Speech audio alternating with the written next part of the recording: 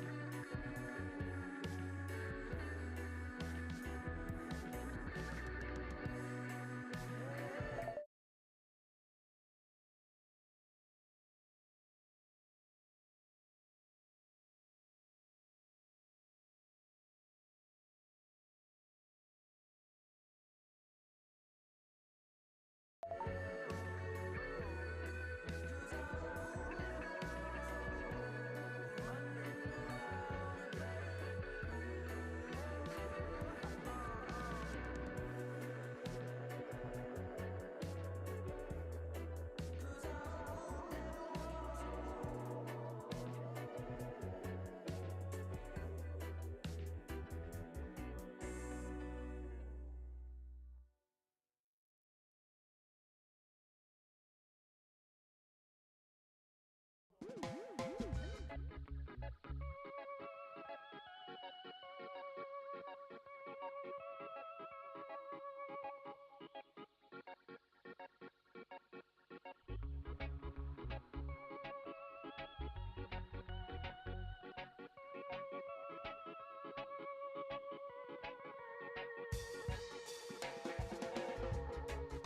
I'm shadow kissing you on my balcony.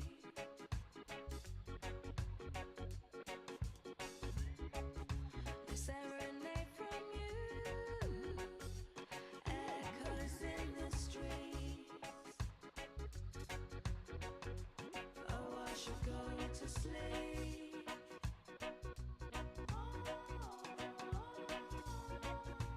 Oh, we know we're magical.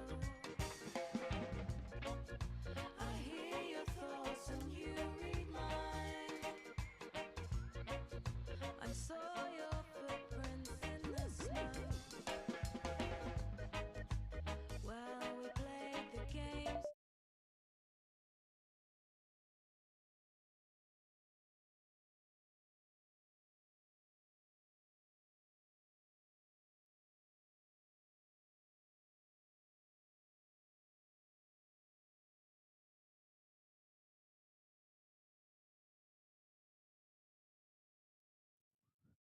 Checking here.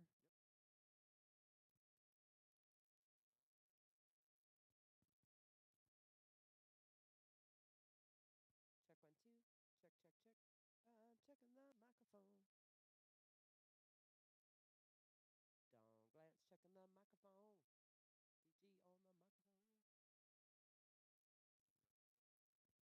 the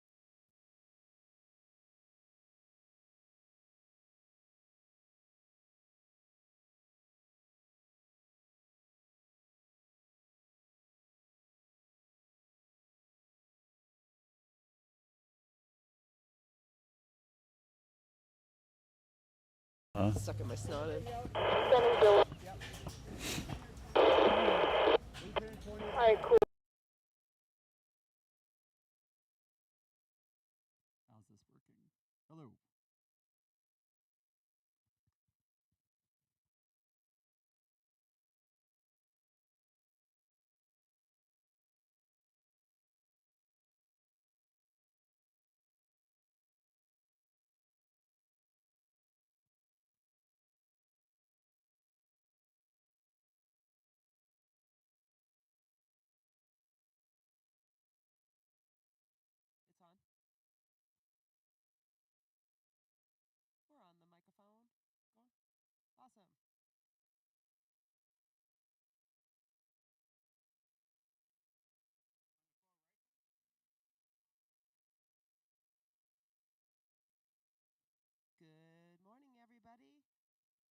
Welcome to the UIAA Ice Climbing World Youth Championships located here in Ouray, Colorado. My name is Dawn Glantz, local climber and climbing guide here for San Juan Mountain Guides. I'll be on the microphone today on the live feed, trying to get you some play-by-play what's happening. Currently, we're running behind. That may be no surprise to those who are used to watching the World Cup. We are currently running behind schedule. Athletes are right now in their observation time. So they are checking out the route, asking questions, clarifying any questions they may have. Today, the climbers will be climbing both ice and rock up to the competition tower. The routes are quite long, actually. They're about 40 meters all the way to the top. It may not look very steep from here, but it is increasingly steeper as they climb. Men and women will be climbing today. We have everybody from the U16 females and males all the way up U18 for male and female, and also U20 for male and female as well. This event is located here in the Ouray Ice Park, located, like I said, in Ouray, Colorado. We are located in southwest Colorado. The Ouray Ice Park is 1.5 miles in length within the Uncompahgre Gorge. It contains more than 150 designated ice climbing routes. The Ouray Ice Park is the gravitational epicenter of ice climbing in North America, drawing like a magnet thousands of climbers to town each year. Last season alone, there was more than 24,000 climbers who came to this gorge. The Uncompahgre Gorge is also home to the Ouray Via Ferrata. The Ouray Via Ferrata is 5 years old. It is free and open to the public, just like the Ouray Ice Park. So Ouray is a destination for you to come and visit year-round. This ice park is created and operated by the nonprofit organization, the Ouray Ice Park Incorporated. This is a city park that the city... I don't think I can hear your microphone at all. You're not supposed to.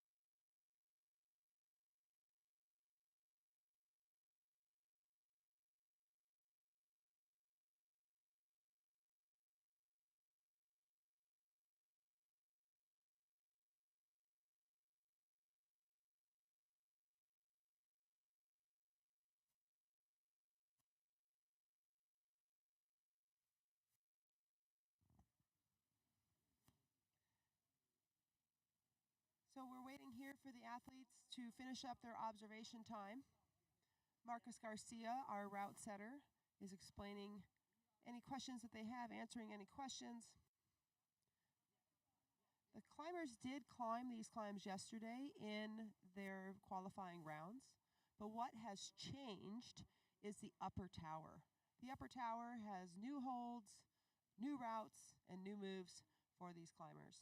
So they won't be on-sighting the bottom or trying it their very first time ever unseen. They will not be on-sighting the bottom, but they will be on-sighting the top area of the climb or the competition tower. So as I was saying, the Ouray Ice Park is a Ouray city park, but it is contracted to run by the city contracts the Ouray Ice Park Incorporated to run this park. The mission of the Ouray Ice Park Incorporated is to keep the ice park free and open to the public. And this ice park is open from late December to early, hopefully we'll go through March. So for those who are just joining us, welcome. I am Dawn Glantz, and I will be your commentator today for the UIAA Ice Climbing World Youth Championships located here in Ouray, Colorado. The athletes are currently in their observation period where they are answering questions or asking the route setter, Marcus Garcia. They're asking him questions about the climb, clarifying where holds are or perhaps where clipping moves. They're clarifying that all with the judges at this time. Observation will be wrapping up here shortly, and then the athletes will be going into isolation before their climbs. The UIAA Ice Climbing World Youth Championships, brought to you by Outdoor Research, is located here in the Ouray Ice Park. The Ouray Ice Park is 1.5 miles in length within the Uncompahgre Gorge, and it contains more than 150 designated climbing routes. That's both ice and mixed climbing routes. The Ouray Ice Park is the gravitational epicenter of ice climbing in North America, drawing, like a magnet, thousands of climbers to town each year. Last season alone, 24,000 climbers came to climb in the ice park. We also have many people who come to town just to observe the ice park. They don't even climb, but just to see this natural wonder is really amazing. This ice park is created and operated by the nonprofit organization, the Ouray Ice Park. Their mission is to keep this park free and open to the public, but as you can imagine, no facility is free to run. Every day it costs the ice park $25 per person per day to run the ice park. That may not seem like a lot of money to you, but if you look around and you see 24,000 climbers a year here, that number adds up. That operating budget adds up. So the best thing you can do is donate online. You can always go to the Ouray Ice Park website and donate online. You can also become a member as well. And membership has a lot of benefits, so that's a great way to help support the park. You can kind of think of it like when the National Public Radio or NPR does their fund drives. They need all your dollars to help keep that resource free. Same as here. Same applies here in the ice park. So yes, it is free, but we do still need your donations in order to help this run. We do want to say a big thank you to the official sponsors of the UIAA Ice Climbing World Youth Championships. I want to say a big thank you to Outdoor Research.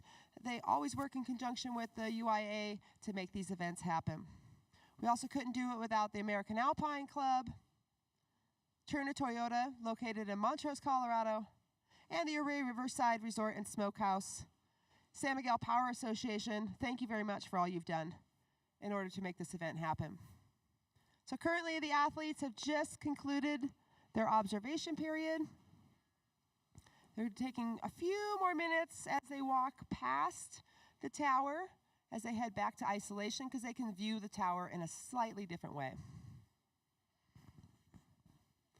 We have over 8 countries represented here today in Ouray for the UIAA Ice Climbing World Youth Championships, and we're very excited that they came all this way to enjoy our small town.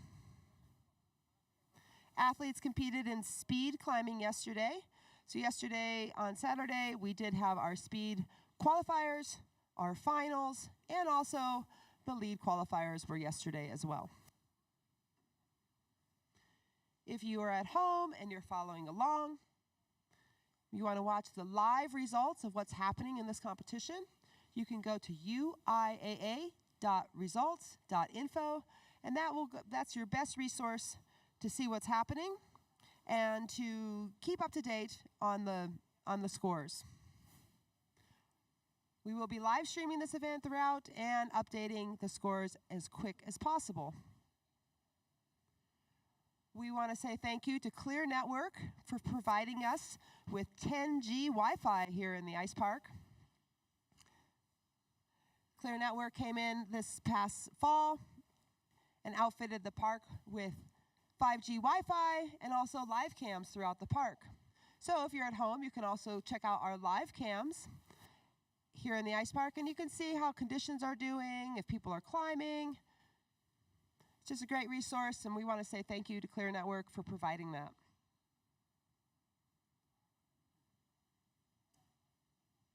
We want to say thank you to Marcus Garcia. He has been the route setter here for the competition. Marcus has had a team of people helping him over the past 2 weeks. You may notice the competition conditions of the ice. They are not that great. 2 weeks ago, the Ouray Ice Park had their competition during the ice festival, and the park looked fantastic. Ice was in great shape, everything was connected, it was just really awesome. Everybody had a great time. Within that 2 weeks time frame, we have seen a massive warm-up. It has been over 60 degrees for a week now during the day and not freezing at night. So the ice park has taken a hit within this last week. So 60 degrees Fahrenheit is 15.5 degrees Celsius. That is very warm, and that is not conducive for ice climbing. However, we've made it happen. Marcus Garcia has really been working hard. He had a whole plan for the left side route, which is called Aphrodisiac. He had a whole plan for that, and the pillar that he was planning to use fell down while he was making the comp tower up top, making the route on the comp tower. So things have rapidly changed here in the ice park, and our athletes have done a good job adapting to it.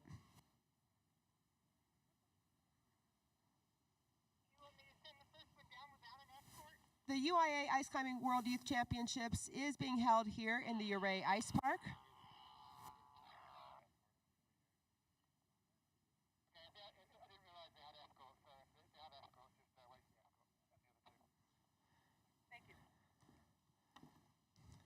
The Ouray Ice Park is primarily a donor-funded park, and over 50% of the operating budget is actually generated at the Ouray Ice Fest. The 4 days of the festival help provide over 3 months of incredible ice climbing, all within walking distance of town. That's right, you can have all this ice climbing within walking distance of town. As I said, yes, the climbing is free, but it is not free to make the ice. So please support us by becoming an Ice Park member. This season, Ice Park members get to start climbing in the ice park 30 minutes before anyone else, plus tons of other perks like industry discounts and discounts with local businesses. So the athletes have moved into isolation at this time. We will slowly get started here. Looks like we'll be having the U16 lead final, starting with the females. Like I said, we have over 8 countries represented here at the festival.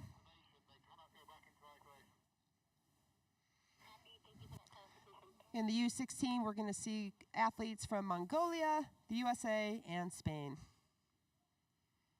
Luckily, all the athletes yesterday who competed in qualifiers, luckily they all do move on to finals here. This has been a great relief to a lot of the athletes who have never really climbed on real rock in, not in this capacity. So this has been a great intro for a lot of the athletes to have the time to see some of these routes yesterday and then be able to really shine on them today.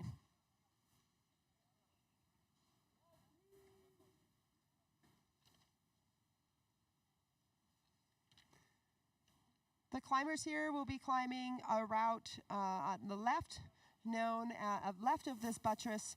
They're going to be climbing a route known as Aphrodisiac. That route was put in last year, actually, for the Ouray Ice Fest competition. We're going to see the athletes top roping up to, at least on the ice part, it looks like they will be top roping perhaps the entire route for U16. U18 girls and men, yesterday they did lead on the tower, so I believe that's what we're going to be seeing again. But we won't see the athletes lead on the ice because the conditions of the ice are terrible. We don't trust the ice screws in this type of ice throughout the day.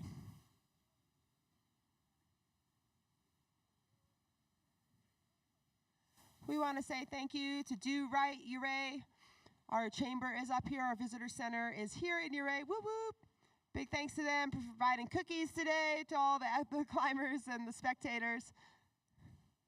They're also answering questions. They're a great resource for you. Ouray has so much to offer. We are the outdoor recreation capital of Colorado. There is so much to do within walking distance of town. So please stop by, visit Ouray, and speak with those folks, and they can tell you about all the great trails that we have, the great jeeping, mountain biking, hiking, climbing. We've got it all. Definitely come back and visit us again.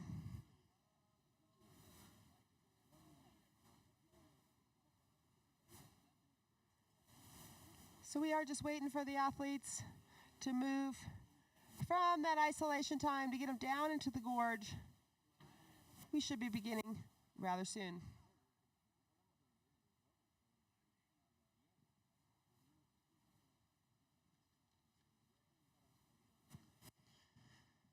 So while we're waiting for the climbers to move from isolation to get started, I do want to give a big thank you to all the people who've made this event happen today. Our volunteers have just really poured themselves into this event. I want to say thank you to everybody who showed up to belay, all the other volunteers who've just done just countless hours of work here. We also want to thank our coaches and parents for all the support that you give to the athletes. These athletes couldn't do it without you. And these youth athletes really rely on both their coaches and parents to make this happen. We also want to thank you to the countries that have sent them here. We appreciate your involvement with UIAA Ice Climbing World Youth Championships.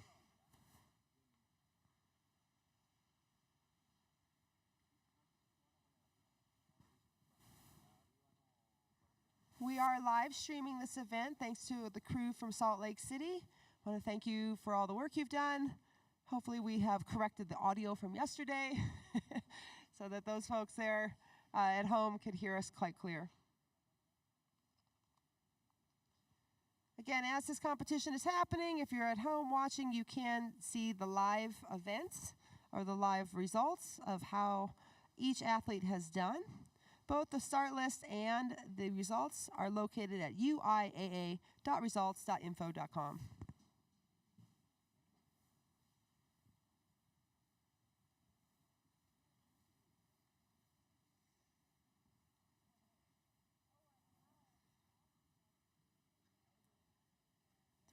We are operating here on Mountain Time. That's why everything seems to be behind. So please bear with us as we are waiting for the athletes to move from isolation to the competition zone.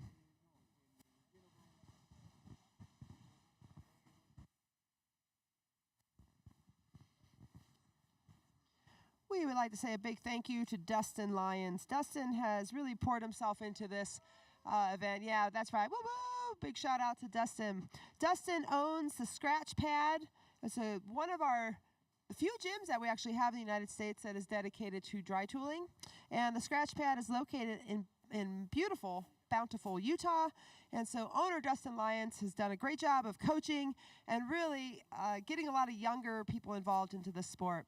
He's got a huge team of athletes that are here, and they are crushing. You can definitely tell that they've spent a lot of time in the gym, and it shows. So big thanks to Dustin. We really appreciate you.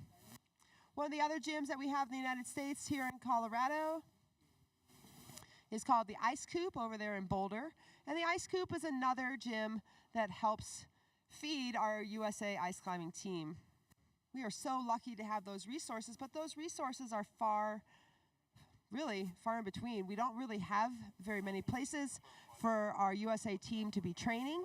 We do have a place here in Ouray called Base Camp Ouray, but really we don't have very many options. So if this is something that you're interested in doing, do your best to reach out to those gyms. But we've also seen a lot of athletes come from places that don't have any sort of rock or ice, and they just have little training facilities that they build themselves. So it's really incredible how athletes build themselves to be able to make these competitions happen.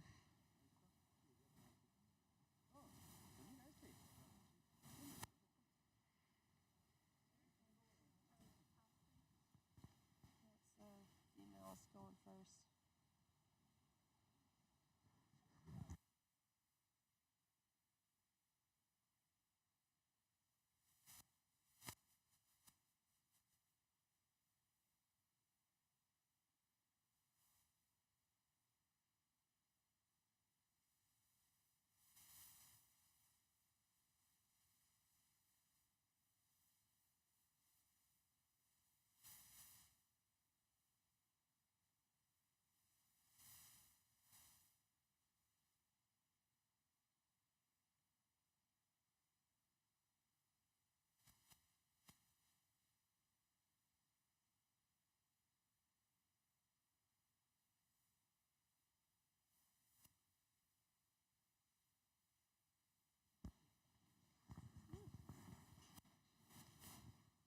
So we are just waiting for the athletes to move from isolation to get this competition started.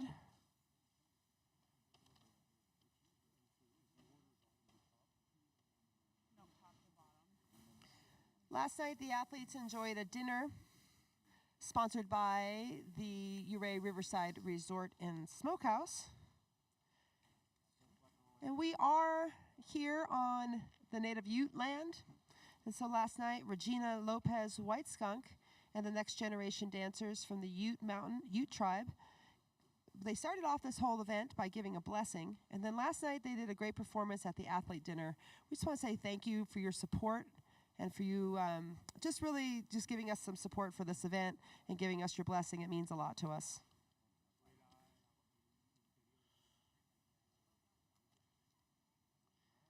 We want to say a special shout out to all the people that make the ice park happen.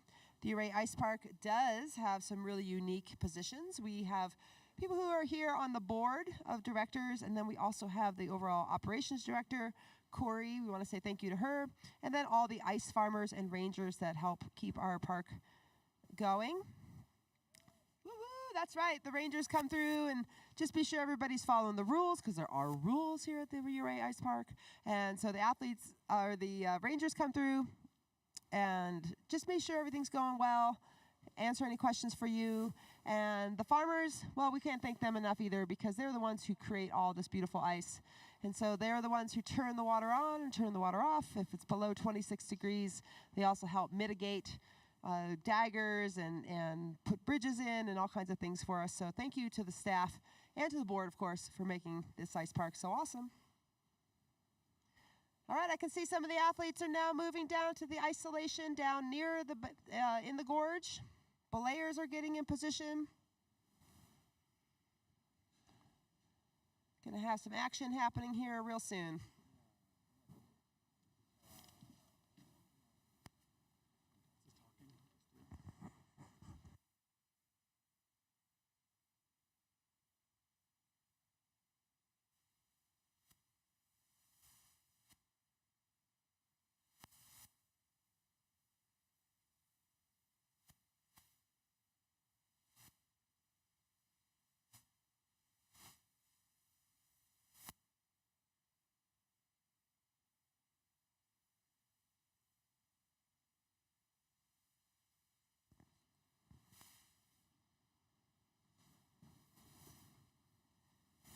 All the ice park here is, like I said, is a city park operated by the Ouray Ice Park Incorporated. Currently, all this ice that you see is made with the city's drinking water. That seems absurd, doesn't it? So all our water for Ouray comes from a beautiful mountain spring. That mountain spring comes down and fills up 3 giant water tanks. And when those water tanks overflow, the Ouray Ice Park captures that water and creates all the ice that you see. But like I said, it has to be below 26 degrees for them to make the ice, and they also have to have enough available water for the city on reserve. The ice park can't just go nuts every night with all that what's left over. So what does that mean for ice climbers? Well, one, our city drinking water is very limited each day. It comes from a mountain spring. So some simple things you can do to help us is to help conserve water when you're here in town. Like I said, the water does come from a mountain spring. It has to generate itself every single day. So if we use more water than necessary, then those water tanks won't overflow. If we don't have overflow, we don't have water for the park. It's that simple. So one of the things the ice park is trying to do in order to switch and help kind of preserve the water for the future is they have started a campaign to move the water source off of the city's water. So currently the Ouray Ice Park is working on our water, our future, and that is to help, again, take the ice park off of the city's water. So if you can, please donate to Our Water, Our Future, and that's going to help us move the water from Canyon Creek to the ice park, which would help give unlimited water to the ice park each day. What does that mean for you? That means more ice. That means more water to make ice, and hopefully a better ice park for us all. So go to the Ouray Ice Park website, check out the Our Water, Our Future project. It's definitely very interesting. They're moving along quite well on this project, but of course there is some snags, and they are lacking in the funding. So they are looking for some big donors, some small donors, anybody who can help out. All right, so I can see our first climber is going to get tied in down there. This is very exciting. We're just getting started here on the UIAA Ice Climbing World Youth Championships here in Ouray, Colorado. We're going to be starting off with the youth female, the U16 lead final here in just a minute. Our first climber is tying in. Each climber will have 6 minutes to climb as high as they can. They get one shot. Each climb has holds, right, that they're going to be climbing up in sequence. So the climbs will be judged, or they'll be judged or getting their points based on the holds that they grab. So the person who gets the highest obviously looks to be the winner, but they're also looking for that score, right? So as they go up, the holds are numbered 1, 2, 3, 4, 5, 6, 7, 8, 9, 10 in sequence, and so the person with the highest score will be the winner. We only have 3 competitors here today in the U16 female category. There you go, till 20 seconds, and our climber will be launching off the ground. Again, thank you to the belayers. As the judges and myself, we're standing up top of the gorge in the sun.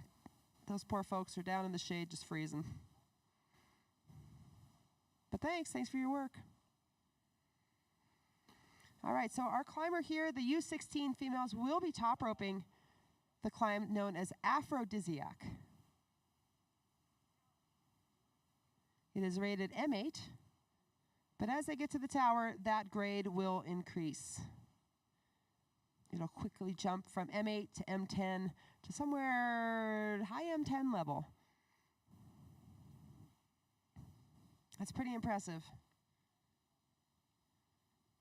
During the Ouray Ice Festival, the adults climb these same routes, so it's really impressive to me that these Youth 16 and all of them actually are able to just crush these routes and onside them and do as well as they do. It's really impressive and really inspiring. All right, I believe our climbers left the ground. Our first climber here, Enrico Arden from Mongolia. She's just making her way up the ice. So the route will begin with some ice, about 15, 20 meters of ice, and then they'll move on to the rock. And then from the rock, they will move on to the competition structure. We have an issue here at the bottom. I'm not sure exactly what has happened. The climber began to leave and then went out of my sight, and now they are untying, so I'm unsure what happened.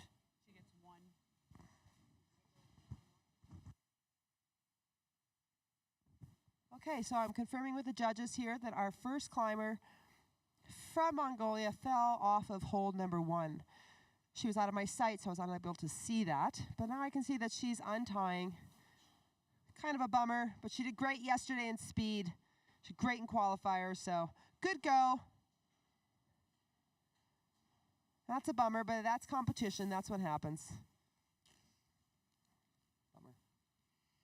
All right, our next climber will be Nina from the United States, one of those many athletes that came from the scratch pad. Nina just started climbing in the Ouray Ice Fest competition just 2 weeks ago. That was pretty awesome. So we're really excited to see what she's going to do today. Nina's got a huge crowd up here, followers, all the scratch pad parents. Woo woo! Shouts out to you people.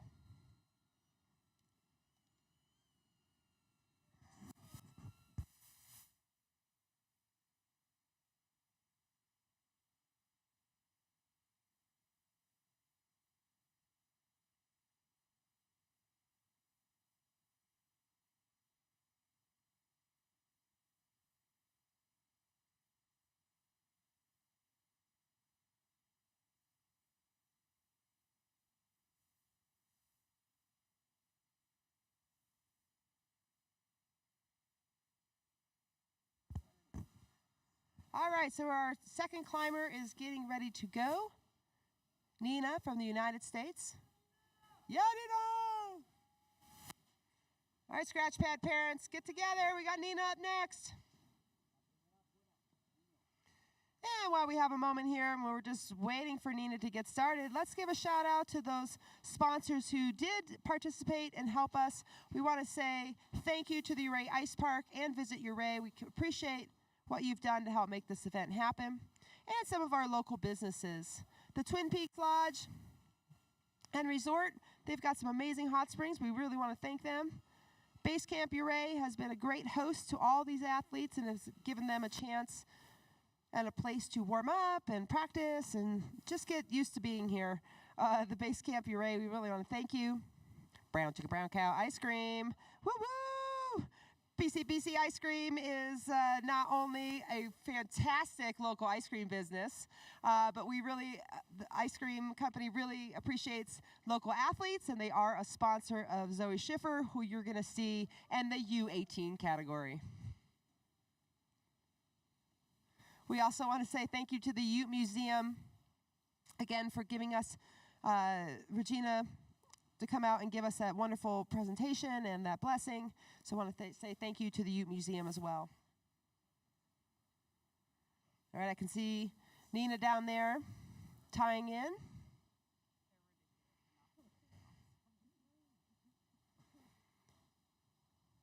So again, Nina will have 6 minutes to climb Aphrodisiac. Yeah, Nina! All right, she's just getting started here. Andres Marin is the person down there helping each athlete get started. I want to say thank you to all those people down in the gorge helping the athletes. All right, waiting for the countdown. Okay, and Nina has got the okay to get started. And Nina is leaving the ground now.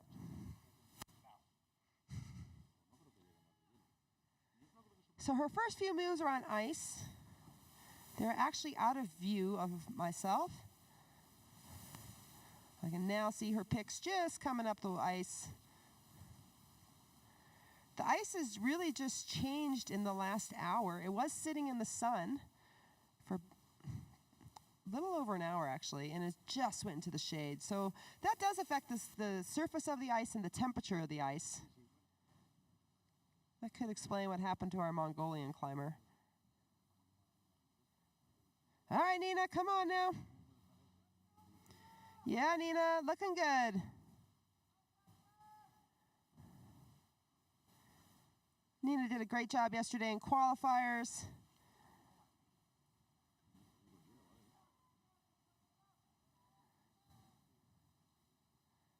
Again, Nina is all the way from Salt Lake City. That's about 6 hours away from Ouray. These athletes do come here and practice on our actual ice wall, or on the ice wall, quite often actually. It's nice to see them come down and train with the local athletes, the local Ouray athletes. All right, Nina is getting up the ice here, making her way up the ice. She is choosing to swing into the ice like a traditional ice climber. She probably feels quite secure. I don't blame her. Looking good, Nina. Keep it up.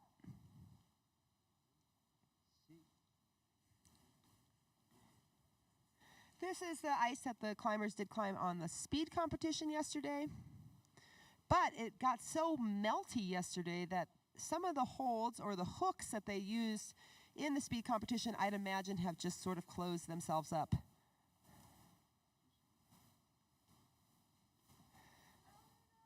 I see the U16 men coming down towards the bottom isolation. And their category will be coming up just after the U16 females.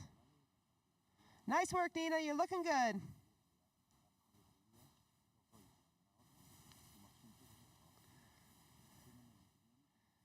So even though the Ouray Ice Park is farmed ice, which means the water is diverted over the edge, it is actually nothing fancy. It's just ice. It's just water that freezes. So there is some confusion to people when we say this is a farmed ice park. They do wonder what on earth it is that we're climbing, but it is just water that's frozen. Nice job, Nina. Looking good. Looking solid.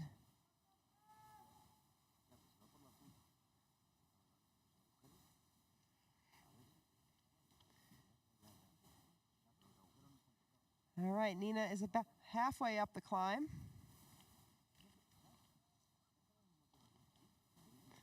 making her way towards the top of the ice. Looking good, Nina. Each climber does have only 6 minutes to climb. And Nina is at 3 minutes and 30 seconds. You think she can hear that? We're not supposed to. Oh, okay. And we're not supposed to talk about.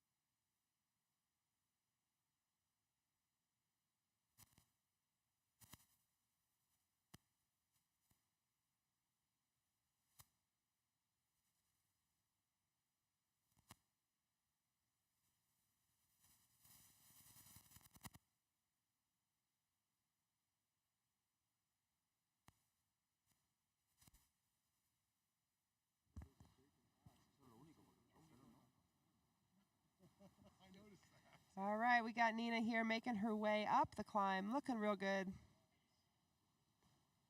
Nice.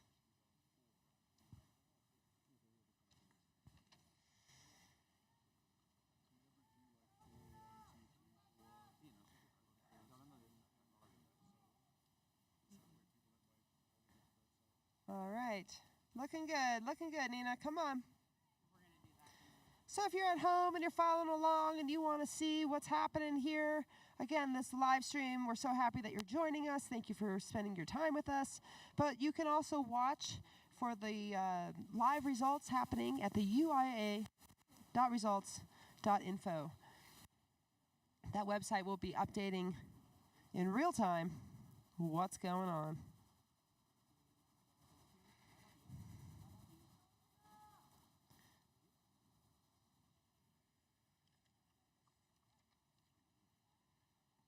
All right, Nina's looking great there.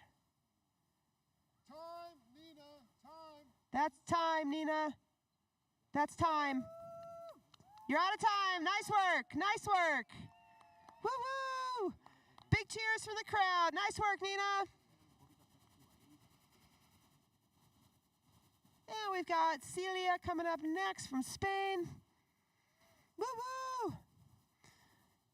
This Spanish team has been here for a little while. It's been awesome to have them here. I see them walking around town, and it's just so awesome to see all these international climbers. The mob of teenage. Yeah, the teenage mob. It's really fun to see them. Ouray is a very small town. We have 1,000 people that live here year-round. I believe the census actually knocked us down to 900 now. But Ouray is a very sleepy little town located in the Uncompahgre Gorge. The River Gorge, though, is where the ice park is located, and this gorge is unbelievable. We have over 150 ice climbs, designated ice and mixed climbs, here in the park. The ice park is a great resource. You can come here as a beginner or a person with a lot of experience and come and hone your skills and really try out some challenging mixed routes and ice routes as well. The ice park is really awesome and has easy climbs and hard climbs all mixed together. So that means everything from water ice 2 to water ice 5 is all mixed in this ice park. Just because the routes are long, a lot of them you need a 70-meter rope to top rope. Just because the routes are long doesn't necessarily mean they're at that harder grade. So the Ouray Ice Park is a fantastic place to come, and like I said, you can top rope anything, and you can also lead climb just about anything you'd like.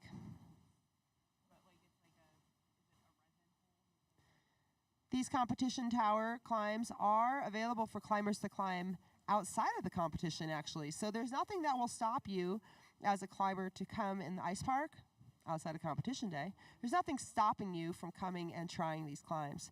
They are quite fun. Like I said, Aphrodisiac there on the left is a newer route.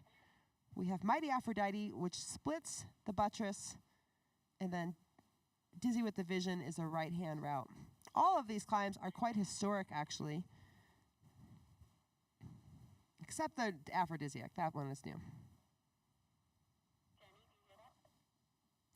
All right, so our last climber is tying in. So Celia from Spain is our next climber, and straight away after Celia is wrapped up her climb, we will have the U16 men starting right away. I'm going to be sending down the last 2 U16 males shortly. Is that good? Perfect. The escort coming up to meet them now. The climber is just waiting for their countdown to get started.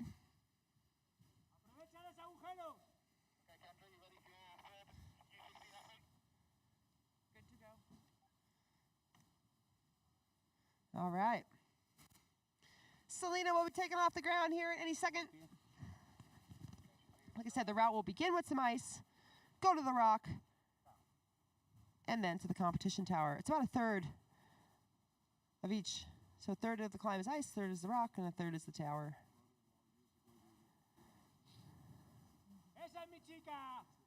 All right, we got Coach here. He's excited. Such a huge thanks to all these coaches who come here to support these athletes. The coaches are the ones who take care of them, so the athletes only have to worry about climbing. It's awesome. Makes me want to coach all the time. So she traversed far right because the drilled holes are over there, so she'll be able to move faster. You can say that. Okay. So some of the ice does have drilled holes in it to help the climbers move a little faster. So if you see them hooking the route or the ice, that's what they're doing. They're looking for those drilled pockets. And they are literally drilled with a drill. Just drill bit, just drill a hole in there for them.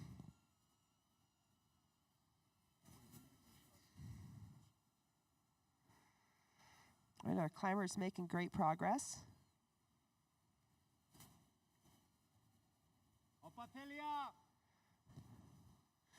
All right, Celia, come on.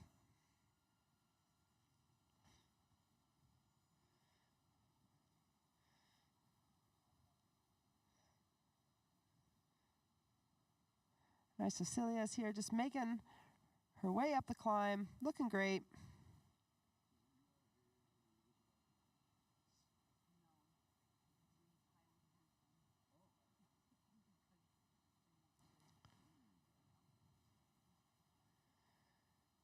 We've got a perfect climbing day here in Ouray. It is beautiful and sunny. It's well over freezing. No wind. What a perfect day for climbing. Looking good, Celia. Come on.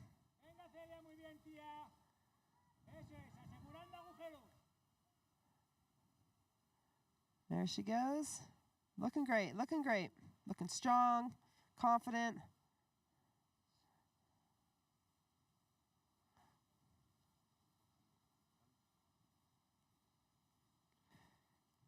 Celia is our last athlete here in the U16 category for females.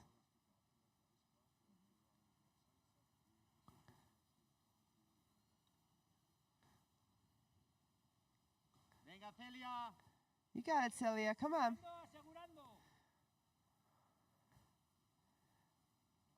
Celia doing a little problem solving.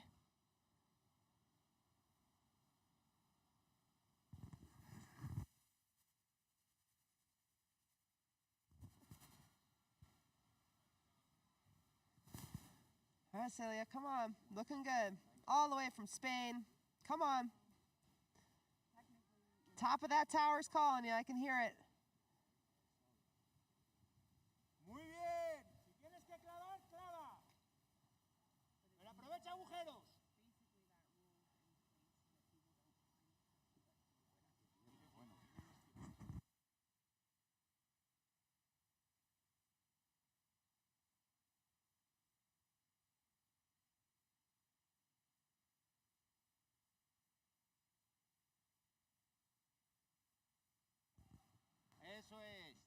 Nice, Celia. Looking good, looking good.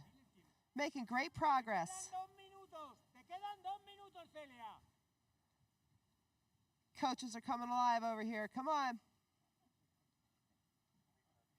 Venga, tienes que intentar tocar roca.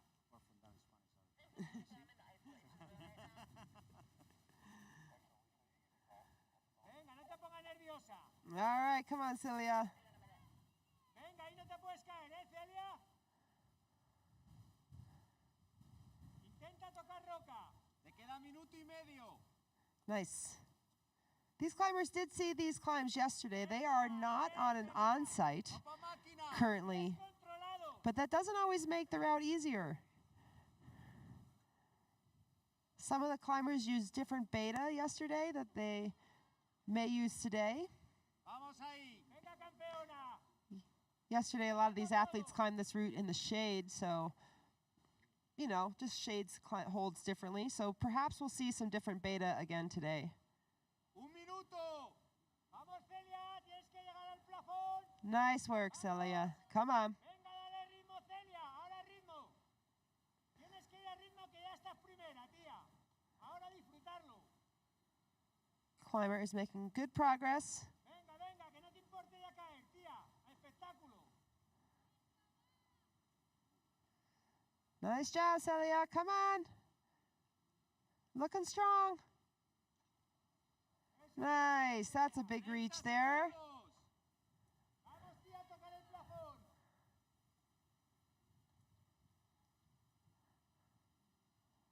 Nice work.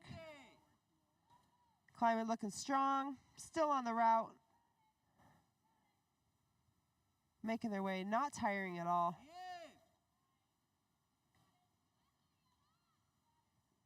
Excellent, excellent.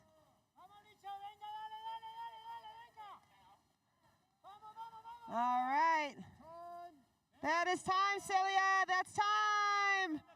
Woo-hoo. Oh, great work, Celia. Nice work.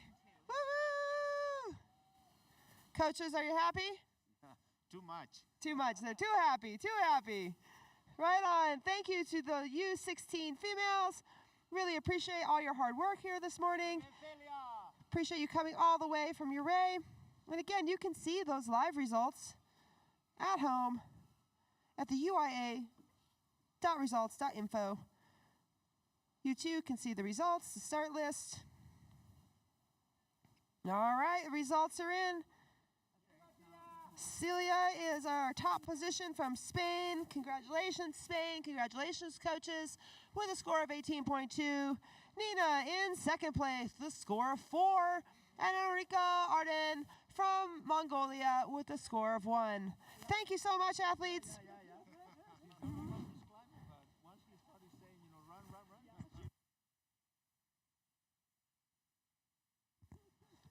All right, so right straight away, we've got the U16 males starting up next. We've got climbers from the USA, Spain, and Switzerland. Our first 3 athletes are United States athletes, whoop whoop, all coming from the scratch pad. As I said, the scratch pad there in Salt Lake City, or Bountiful, Utah. The scratch pad is definitely a feeder for these athletes. We've seen some really strong competitors come out of that gym. We got a quick route maintenance happening here. Marcus Garcia is out there just doing some quick changes. As you look at the tower there, the pink route was for the U16 females. And so now he's making the U8 or U16 male climb. So just some quick adjustments there on the tower. While we're waiting for Marcus to do those quick adjustments, I want to say thank you to all the official sponsors of the UIAA Ice Climbing World Youth Championships here in Ouray, Colorado. We want to thank you to Outdoor Research, the American Alpine Club, Tuna Toyota, and the Ouray Riverside Resort and Smokehouse. We also want to say thank you to our local power cooperative. San Miguel Power Association was a huge donor to this event, and we want to say thank you for stepping up and believing in the future of climbing.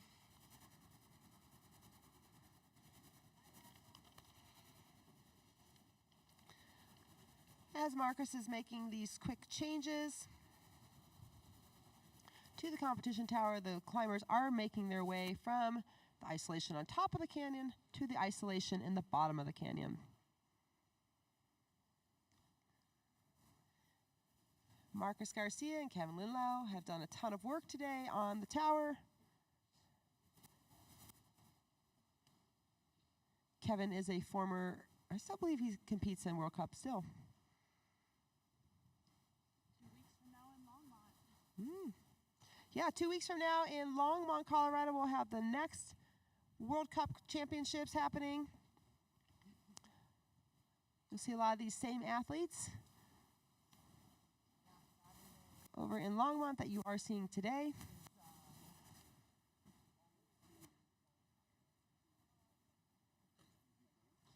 As I was saying, the Ouray Ice Park is free and open to the public. This ice park is created and operated by the Ouray Ice Park Incorporated. It is a nonprofit organization, but we do have troops on the ground or boots on the ground, and those people are the ice farmers and the rangers and the maintenance director, Corey, and we couldn't do this without them, so thank you to them.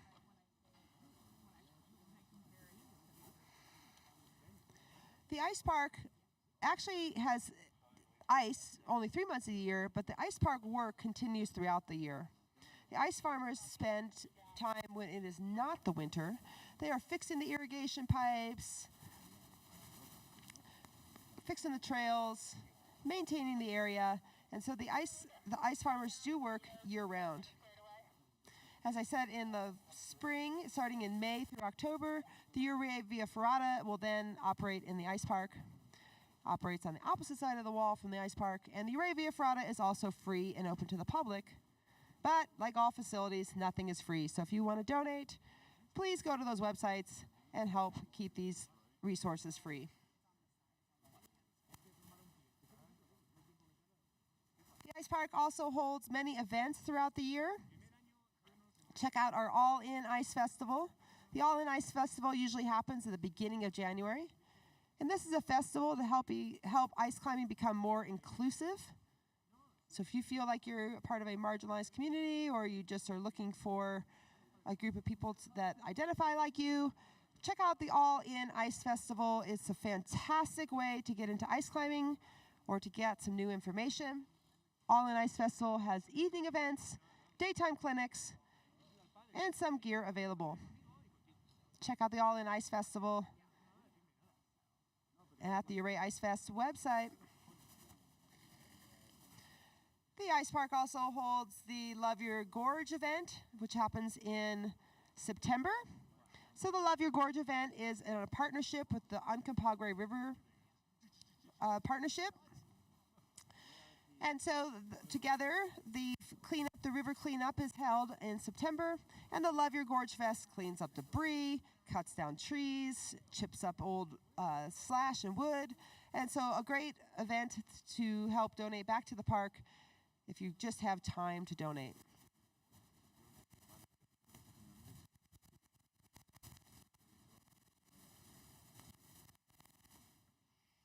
So again, we're just waiting for the route setters to change the routes over on the competition tower. They removed the holds for the U16 females, and now they're putting in the holds for the U16 males.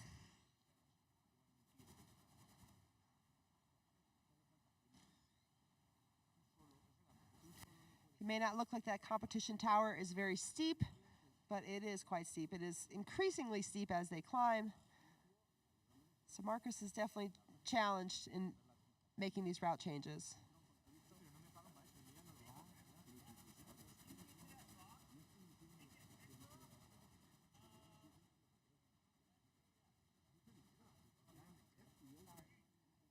So if you're at home and you're just joining us, thank you. We are here at the UIAA Ice Climbing World Youth Championships located in Ouray, Colorado. We have over 8 countries represented for this event and more than 30 athletes participating.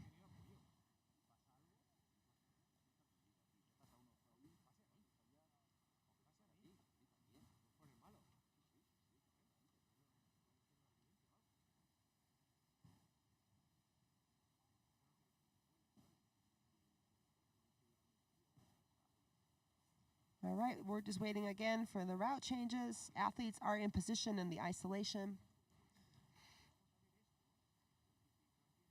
While we're waiting, might as well say thanks again to those sponsors. Really appreciate all you do for us. There was a GoFundMe page that was set up to help fund this event. That GoFundMe page had a lot of donors, and we want to thank all of them for doing so and participating. We also had a large donation from an anonymous donor, and that anonymous donor is what helped set that funding over the edge of what they needed and reach that goal. So thank you to the anonymous donor who did give all that money.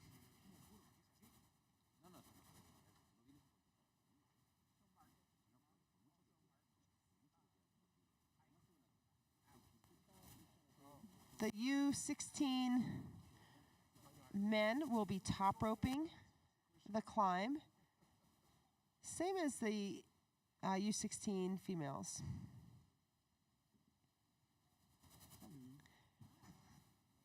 Want me to join in?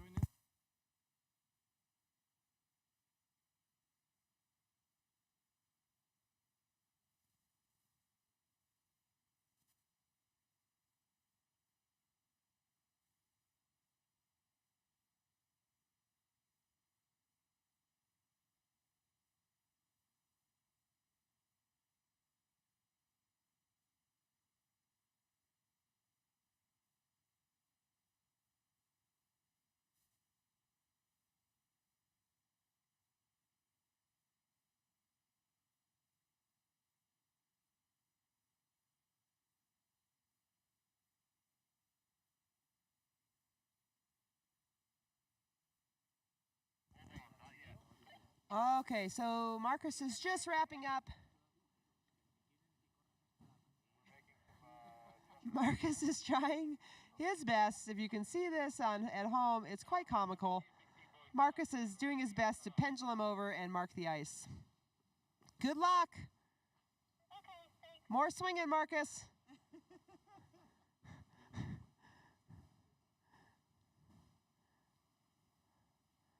All right, he feels like there's a good boundary there, perhaps. They're just starting to make a boundary on the ice to keep everybody in line on the route. There it goes.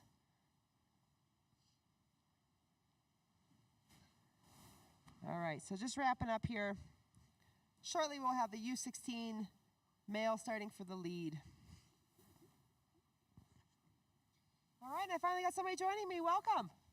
Good morning, Dawn. I'm Dennis. I'm from the Netherlands, and I'll be joining you during this live stream of the Youth World Championships. Fantastic. You're a coach here with our Netherlands athlete, is that my understanding? At this point, I'm not a coach. At this point, I'm just a spectator who's willing to talk with you.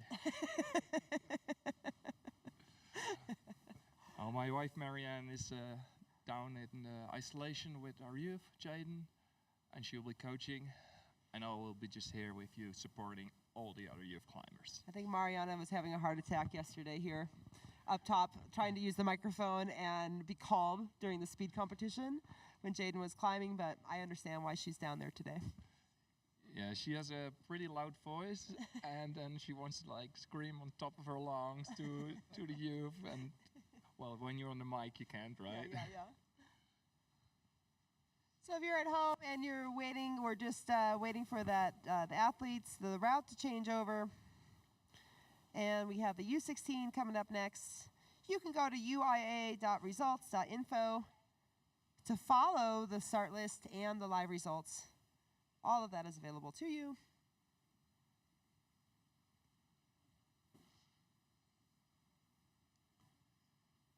Like I said, beautiful day here in Ouray. It's nice and sunny, no wind. It's a perfect day for climbing for these athletes. However, we are standing in the sun and they are down in the shade. So it is a little bit of big temperature difference actually from the upper isolation to the lower isolation. And I think these guys are pretty lucky today because it was a cold night, so the ice will be harder and better to climb, so they can make some speed to get up the wall. It's quite an advantage over yesterday where it became warmer in the afternoon. Yeah, as the speed competition progressed yesterday, it almost became like a snow layer on the outside of the ice. Didn't look like much was sticking. Yeah, the first runs were actually really fast, and then the athletes had a hard time beating their first times while the ice was getting warmer.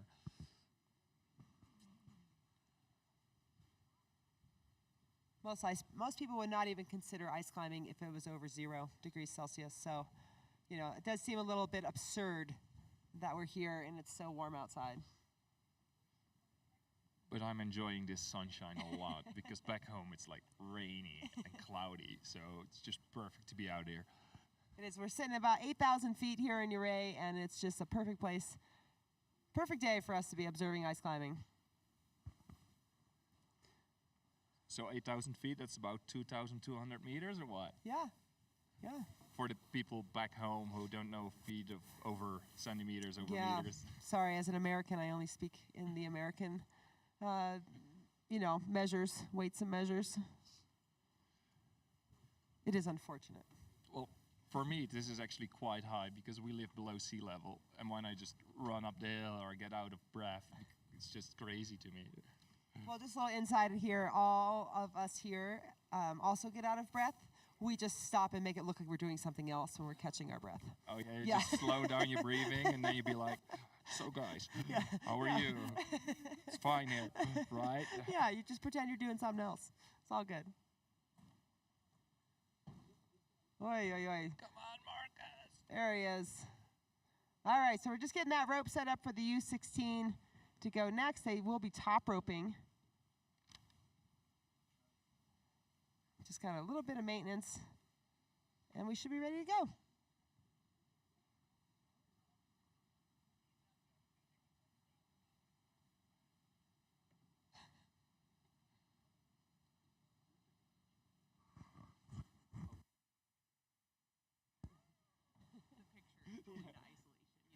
Oh, it does? Okay. Yeah. Oh, okay. Because it was covered during rope preview. Oh, And that's actually okay. on the men's 18-20 rope. All right. Oh, okay. And luckily the kids caught it. They're like, Who covered that hole? What if our hold is covered? And we're like, It seems like very long if I can't use it.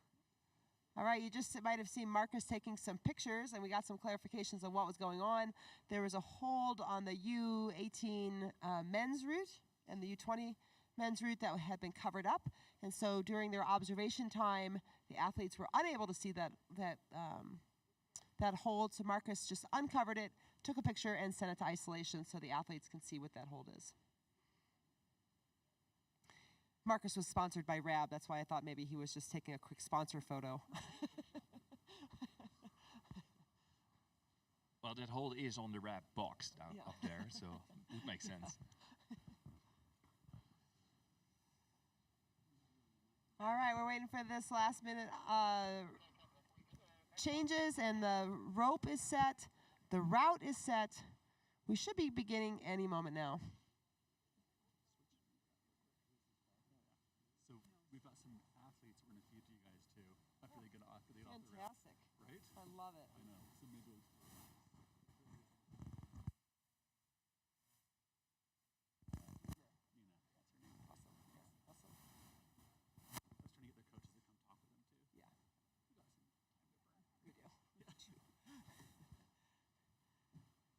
All right, just a little downtime here as we're waiting for these routes to get all set.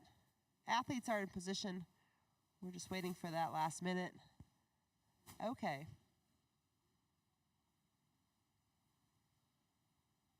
If you're just joining us at home, we just wrapped up the U16 females. We had 3 competitors in that competition. They all did fantastic. And now we're on the U16 men. I do see our first contestant, Joshua, from the United States. Yeah, Josh! Coming to tie in. I want to say thank you to those belayers down there in the pit. Thank you for standing down there and all your hard work today. This is going to be a long day for you, so thank you.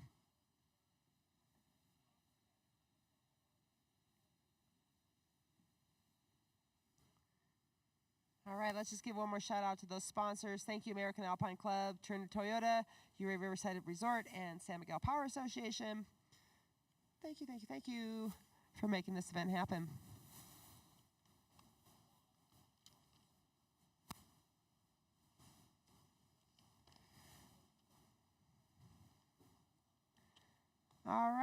So Andres Marin is down there helping the athletes get started.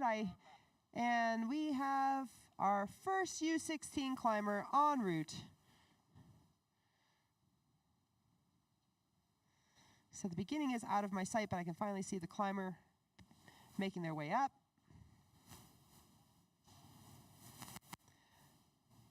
Our first 3 climbers are from the United States.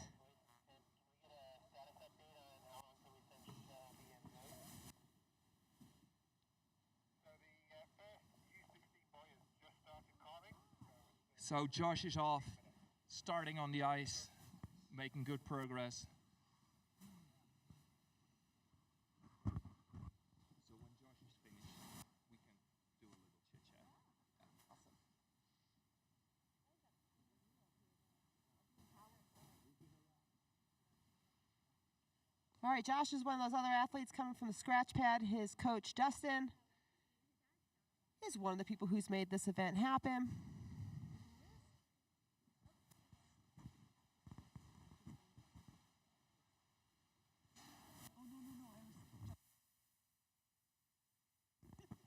Oh, correction. Josh is not a scratch pad person. He's from Chicago. No wonder nobody was, the scratch pad parents were like, whatever. I just assume they all come from there. Yeah, go Josh! But look at that last name. That's a Chicago last name for sure. And Dom's from Minnesota. Oh, we have the first athlete just come off on the ice down there. Good go, good go. A little bit of a disappointment from Josh. He did his first climbing of this style at the Milwaukee competition in December. Oh, wow. So Josh is, we're learning about Josh here. He is from Chicago, and he just started on this style of competition climbing in Milwaukee this December. So good job, Josh. Way to step up.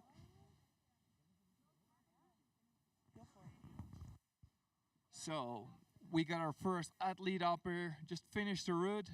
Can you introduce yourself? I'm Nina Menkowski from Utah, so I think I had the longest drive to get here, I'd say. That's 6 hours. Well, we flew in from Denver, and I thought it was a long drive. So how are you? Pretty good, excited. Like, hey, ice climbing's fun. What are you gonna do about it? So did you enjoy the ice up here? Oh yeah, definitely. Ouray is nice because all of the ice is just in one nice little spot. You don't have to hike for it. You don't have to climb a mountain, and it's always pretty safe, I'd say. I haven't died yet. So how did you like your route? That route's really fun. I've done it a few times before, and I was really hoping for that redemption, get past the hard part, but alas, time ran out, so it's too bad. Well, you did really well. I hope you enjoyed it a lot. If you have anything else to add on? Keep climbing. Pretty fun.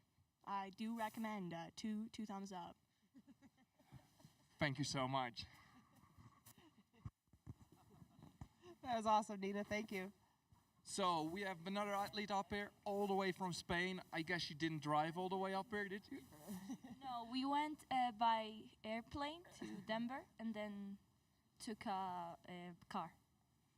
All right, so you did drive a bit, but not all the way. So, how do you like it? I think it was really fun, a really fun route, and I had a lot of fun. Yeah. Very good. So did you dry tool before, like on real rock? Yeah, on real rock I went a few times in Spain, but on ice it was, I went a few days earlier to try because I hadn't done ice before. So this week was your first week on real ice? Yes, well in the competition last year in Champagne, I tried ice, but it was, only that time. So it was a year since you were on ice, and then today you did really well again on real ice. So the practice this week paid off, I guess. Yes. Very good. So how do you like the route? Yeah, I really liked it. The part of the rock was really fun, but I took a lot of time in the ice, so I didn't have time for topping the route. Well, I think you did really well. Thank you very much. Is there anyone you want to shout out to? Back home? Friends? No, it's fine. No? All right, thank you. You can say something in Spanish, sure. Just ask. A mi madre y a mi padre que están ahí siempre apoyando. Yeah, no. Thank you so much. Grazie. All right, we got Matthias en route now.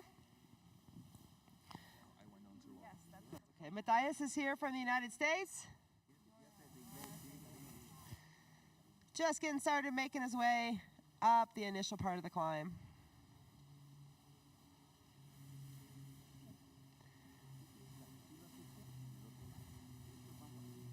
So the start of the route is like real ice climbing. You have to find a way through this frozen waterfall to make it up to the head wall.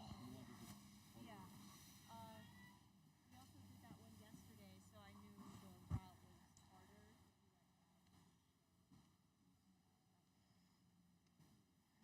I bet it's quite an interesting dilemma at the bottom as to which tools you'll choose, right? Because there's so much actual ice and actual rock on this. Yeah, it's always a hard one because this is a lot of real ice, so a good tool to swing with would be really good to make good progress at the start. But then when you make it into the head wall, you would like to have aggressive picks with angled handles. So it's a bit of a compromise. Yeah.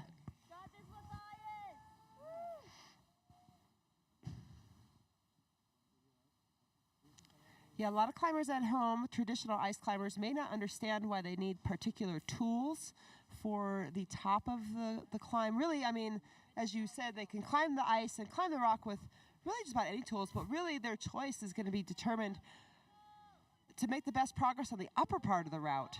So they do have particular tools that are slightly a little bit different than our normal ice climbing tools. So slight different angles. They almost look like, yeah, they have big handles, so two hands can match on the pommels. So each climber, you know, they are using things that are slightly different than what you might use for regular ice climbing. But you can tell he prepared well for this route because he has full-on crampons under his rocks. Under his ice climbing boots. Because you could choose for a single mono without any additional spikes, but he has a crampon, so it's better for the ice. Oh, that's interesting. So the climbers can change their boot crampon. Yeah, you can put like a single, just a mono, just 1 point on. In this case, he has multiple, I guess it's like 7 points on, so you have more stability in the ice. So kind of what a climber would think about like a traditional like crampon front, you know, with like secondary points and whatnot. Exactly. So for speed, we use traditional like flat points, and this one is obviously a mono, but he does have secondary points. Okay. All the specialized equipment is really important. A lot of people wonder even why the boots are so important, but it's the difference of wearing a climbing shoe or an approach shoe on a climb. Yeah, and these boots they're wearing are super lightweight. If you bring your big alpine boot, it's just way harder to climb because they have to be fast on these routes. And for figure fours and figure nines, they definitely do not want to have anything on their heels. No, it's technically also not allowed to have any crampons on the back part of the shoe. And he also has special gloves. They're like thin gloves. They're not really to keep your hands warm, but more to have like very good grip on your tools. Now the athletes I know use golf gloves. Is that sort of the same thing you're using? I personally do have golf gloves, but I know there's a lot of them using like baseball gloves, receiver gloves, or sometimes like horseback riding gloves. As long as they're thin and you have a very good feeling with them on the tools. Oh, that's interesting. I think I spot a US flag on those gloves. He's making very steady progress here. They do have to worry about that boundary, though, on the ice. They don't want to step on the red in any sort of way. Yeah, so the red is out, and the blue on the ice is the zones that will show how much progress he made. And on the rock parts, there is blue to show where the holds are, so they can quickly move through this technical section onto the next part. right, Matthias, looking good.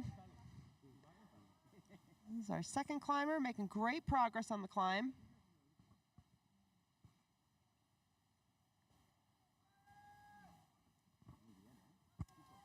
Nice, come on. Little skate of the feet, but that's all right, he's got it.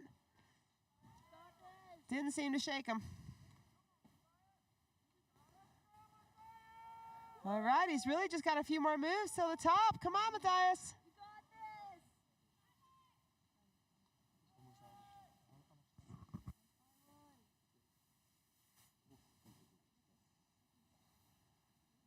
I find this speaking really hard because I want to say all kinds of things about it.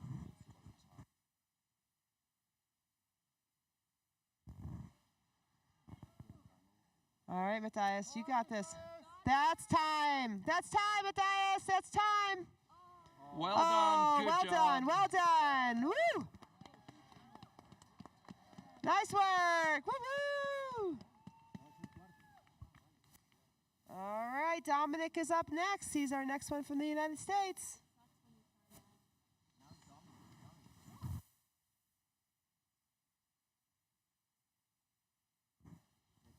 Dominic is coming all the way from southern Minnesota. I'll try to speak in a Minnesota accent to help him.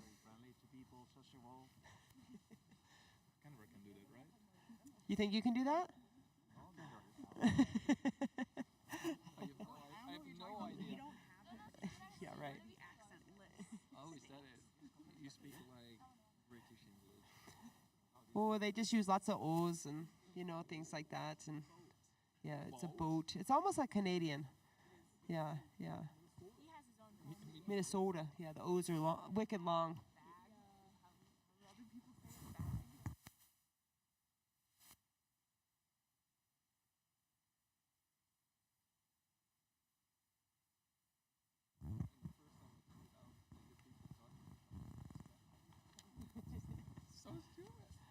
All right, so we're just waiting for our next climber to get tied in. Identify an accent with a person. Right. Remember Mark Beverly? Yes. Yeah.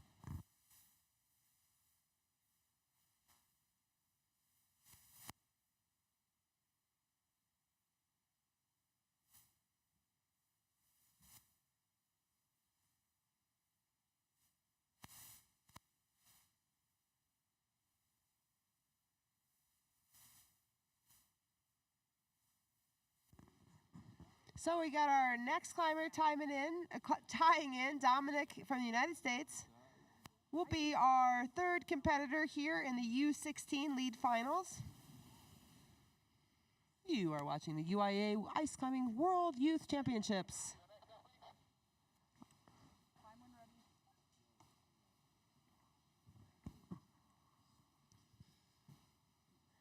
So he's got the okay to climb.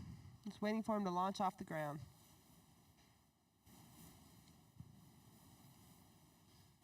So the starting position is on a small island floating in the middle of the river.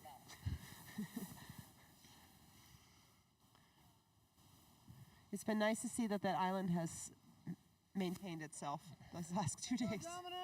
I was a bit afraid to just go through. So Dominic here is climbing also on tools which are better for ice, but do very well on mixed climbing. They look like carbon morphos.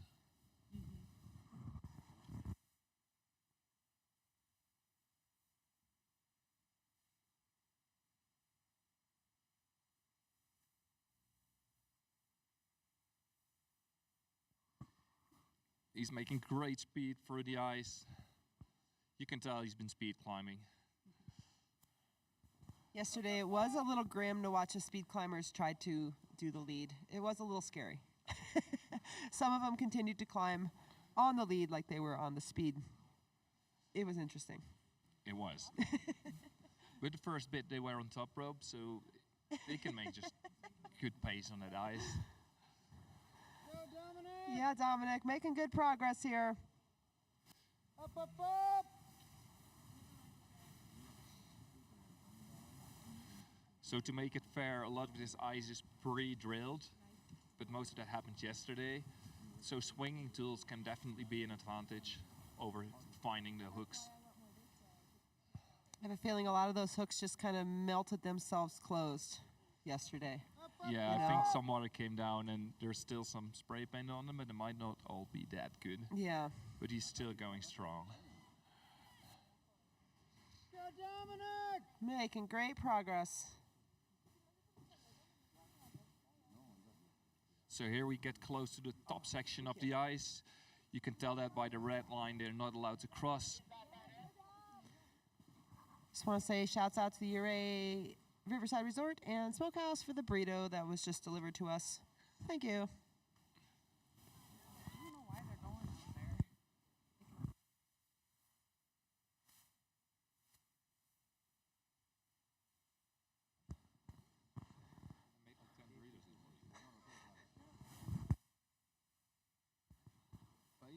Dominic, up!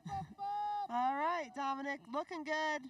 Strong work out there. It's very hard to cross over from that left top section of the ice. I think any of the girls yesterday were doing that either. All right, Dominic making his way. Dominic, Looking good.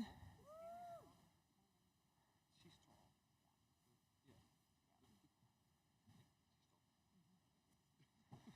All right, nice work, Dominic.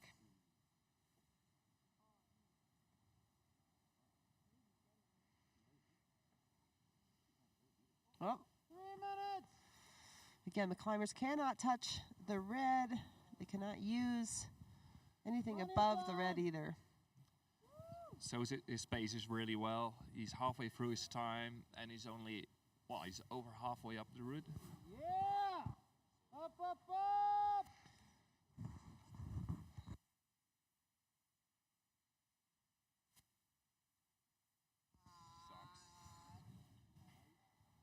Ooh. Making great time!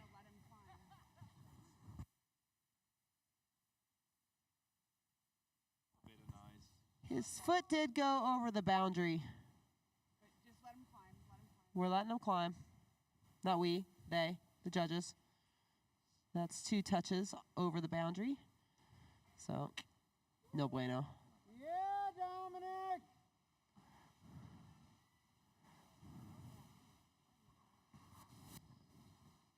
Ooh, that's sort of an upset for Dominic there. Plenty of time!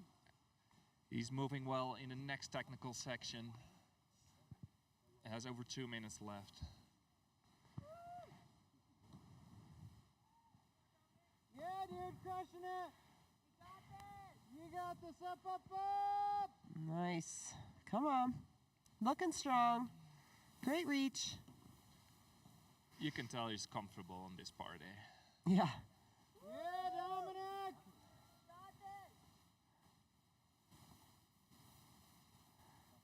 Nice transfer there. And on to the next hole. Beautiful move. And he keeps his pace really well. Yeah. Even when moves get longer. Yeah, not slowing down. Keeping a good rhythm, too. You know? Up! Oh! And he popped off. Good job, Dominic. Nice job, Dominic. Well done. Nice job. Nice job. Little shouts out for Dominic there. He's excited about his moves. We'll see what the judges decide to say. Yeah, he did. He was up on 15. He used his feet twice.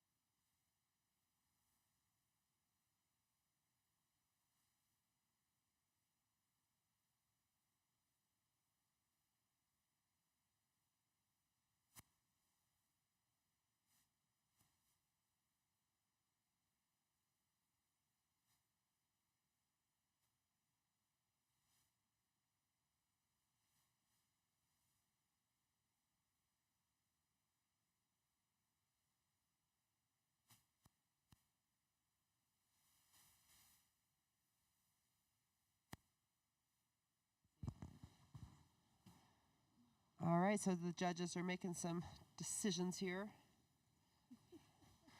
Talking amongst themselves, deciding what to do with young Dominic here.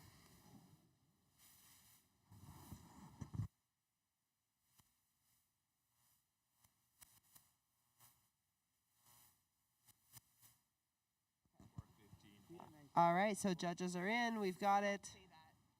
They've made their decision. They've made their decision. I'm really good at saying nothing.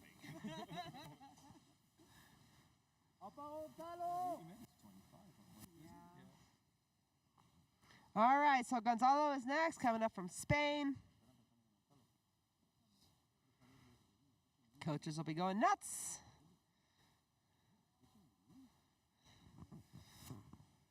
All right, we only got 2 men left in the U16 category. If you want to stay up to date with what's happening, if you want to stay up to date with the results, who's coming up next, our start list, all those things, please go to the UIAA.results.info page. And that's the same thing we're looking at to give you that information. Thanks to our 10G Wi-Fi from Clear Network, we are getting those results instantly.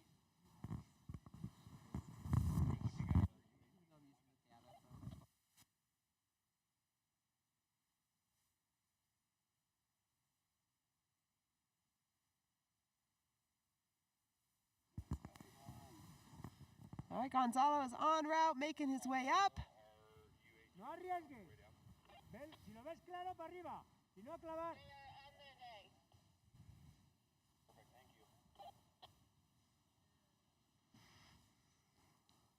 Should I tell them the official results are out for the girls?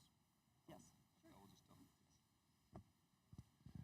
The official results for the under 16 female has been published, and they'll be online. These are the results. First place, or shouldn't? No, I'm not. Can I? Yeah, you should. You should. Go for it. I should? Yeah. Start with Everybody's first or dying. third? Oh, third. Go Third. third. Go third. Yeah, I like your moves. Did you practice your pronunciation of Mongolian names? I did not. I No, was me just going neither. first names, so I So- didn't butcher all these last names. Okay, I'll try. Enkri Erdena. Then second place, Nina. And first place, Celicia. Nice. Yeah, if you're wondering why we're not using a lot of last names as an American, I know I'm going to butcher these names terribly. So to respect the athletes, I'm just using their first names. Eso es. Aprovecha todos los agujeros y cuidado con la línea roja, ¿eh? Sobre todo eso. All right, making great progress here. No toques. Coach is coming alive as well. Very excited. And the Yeah. Spanish coaches have a hard job today Para Roca because ya. they brought a busload of Eso es, athletes. bichos, cuidado con la línea roja arriba. Wow, Express Lleva fan. 2 minutos.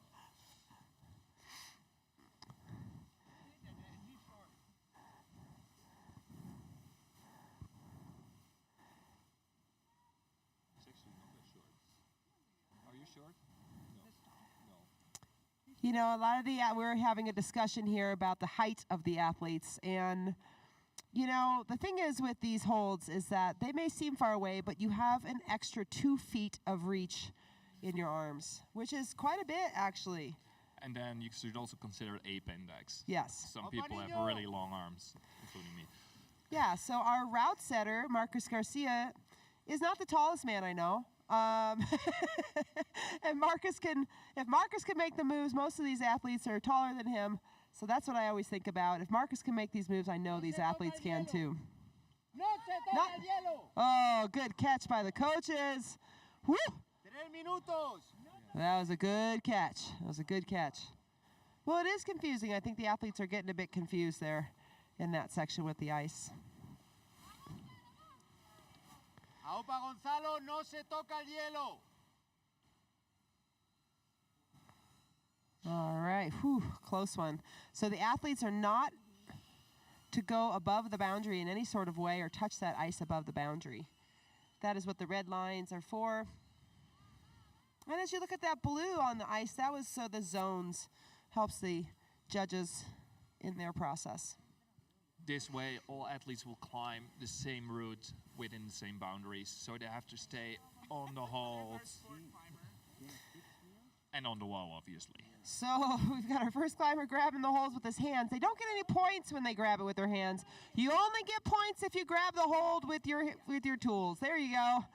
But it's a very clever way to make progress, especially if the holds are slightly bigger. And with your hands you can feel the hold, and with the tool you just have to guess what it is. This person may be quite a sport. Whoa! Nice work! Nice work! Good job! Strong progress! Great way to go, Gonzalo! Great job! Great job! Yeah, so as these judges are looking at the scores, again, how do they get these points? So they get the points by putting their tools on the hold. They have to fully weight or control the hold that they grab to get the full points. So there will be some deliberation because there was some hands used on holds, and the judges will deliberate to decide what was the furthest hold that was weighted. But if you're not patient enough to wait to see what the judges have said right here with what we're saying, please go to the results. They are live online at uia.results.info. Yeah, so he beat Matthias by 0.1.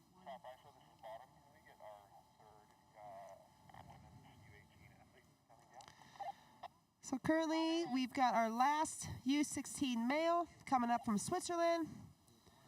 Nils Martin will be up next.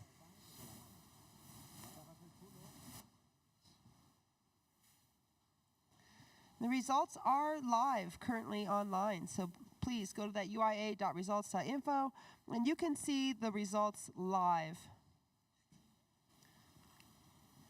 You yourself can then see who's sitting in what position and what their score is. We will not be announcing those until they are all athletes have climbed and all official results are in. Because it could be an advantage to know what your previous climbers have done. And we want it to be fair for everyone. So Niels is ready, grabbing his tools, putting them in the blue zone, the starting position. And the moment the first tool leaves the zone, his time starts. And he's off.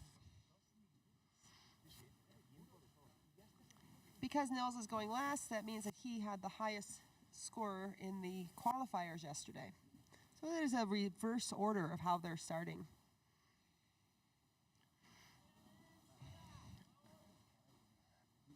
And also Niels is climbing on ice tools, Petzelnomics, which are really good in pure ice, as most ice climbers might know.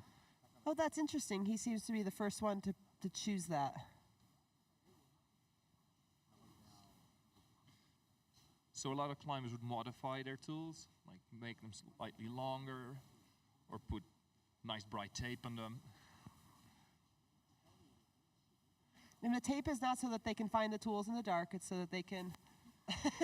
It's to switch quickly, put them in their mouth. You don't want to bite a cold piece of metal. Especially if they still got braces on. And you can tell he's really trying to speed climb here. He's grabbing the tools halfway to change the angle of the pick so they go into the holes quickly, but also go out easily. Making such good progress here. Come on, Nils, you're doing great.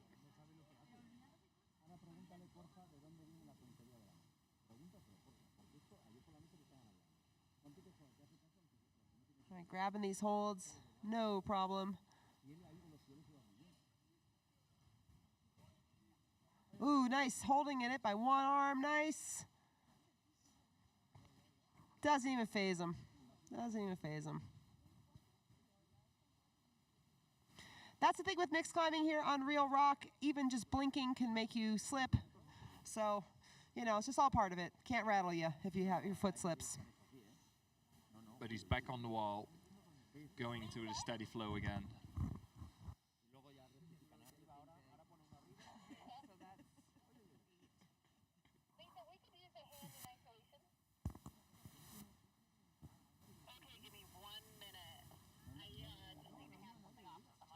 All right, making fantastic progress up this climb. making the most out of his climb, using every hold available.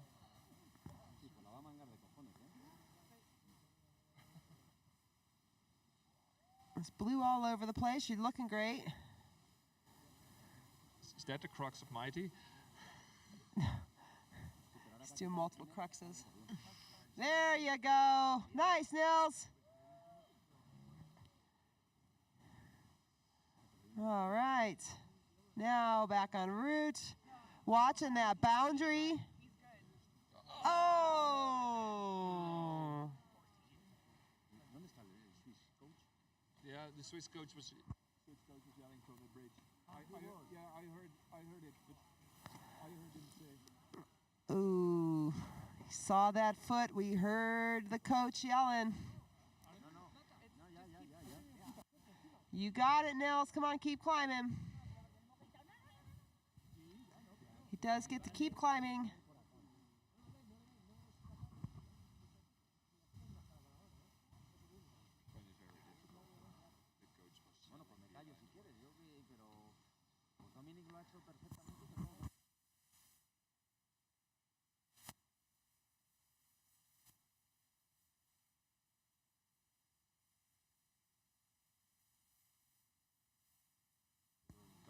But he was further away, so I heard it, but I'm pretty sure that Niels did not hear his coach. I don't think so. Because he said in Swiss German that he only had to use, not climb the ice, just stay on the wall. But that's I think why he went all the way to the center. All right, good job matching on that hold.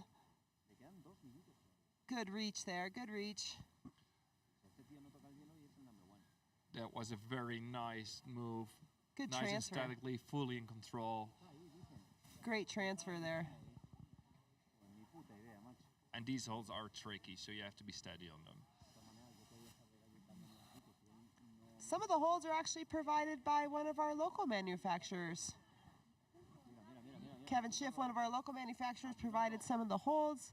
Nice figure 4. Yeah, nice work. Look at that. Making big reach.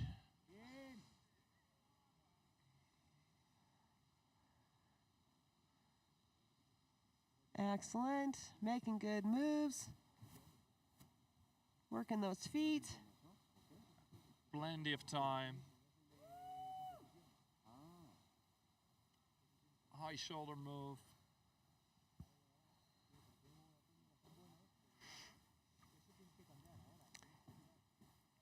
Nice work there. Look at that. Just standing with Beautiful such technical power. Move here again. Such power. Awesome. Nice work. Woo-hoo! Good job, Nils. Nice job. That concludes U16 males. Up next, we got 3 contestants in the U18 female category. We got Shelby, Zoe, and Mate. Marcus, can you put more red? Vertical red.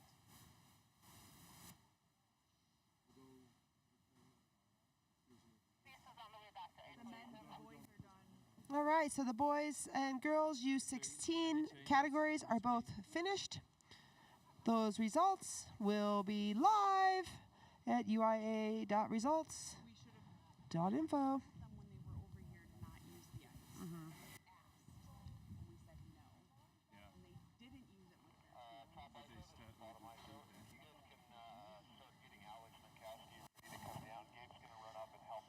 All right, those results will be posted here quickly.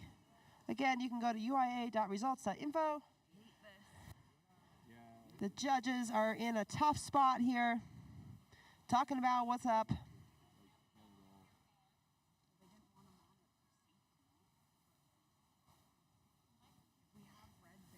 All right, the results are posted online at uia.results.info. No, but we can't use it. It's feed and tools. But this is very obvious to us.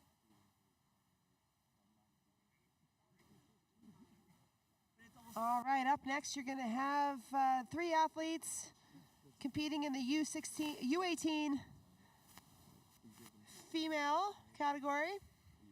And now you're going to see a slight different format of how they'll do this climb. Now they will still use... No, Marcus, no ice, no ice. On.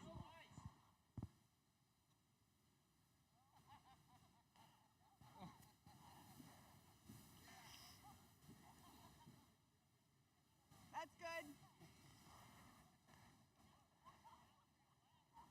All right, so what will happen next is that the U18 girls will be going, and they will be leading the last part of the route. Correct? They lead the last part of the climb. They will top rope up to the competition tower, so all the athletes in U18, male and female, will be top roping the bottom part of the climb for safety reasons.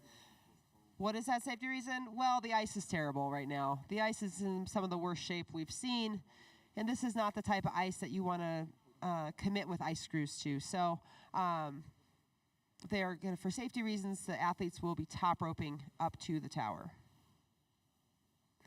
And that is the category of U18, both male and female. No, it's U18 and U20 female. Oh, U18 and U20 female will be doing that top rope.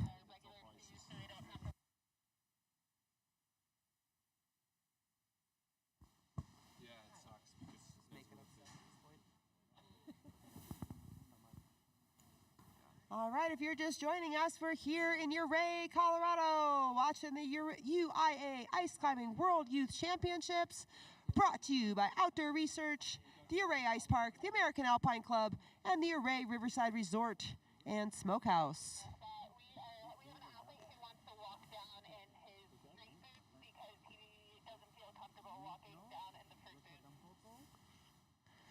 We want to give a big shout out to some of our local sponsors, our local small businesses. Our tiny town of Ouray is only 1,000 people. Situated in the southwest Colorado, our tiny little town really relies upon tourism, so this ice park is a huge feeder to that outdoor recreational economy. We want to thank these small businesses who do what they can to support events like this. We want to say thank you to the Twin Peaks Lodge and Resort. Their hot springs are incredible. Please stop by there, check out their hot springs. They have hot pools, cold pools, a sauna, and they also have a great restaurant as well, the Mine Shaft.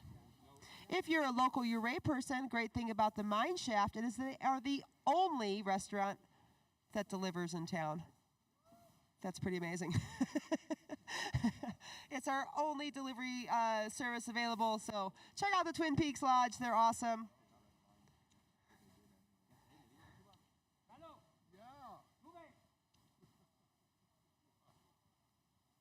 That should be clear now, all that red. Unsightly, but very clear.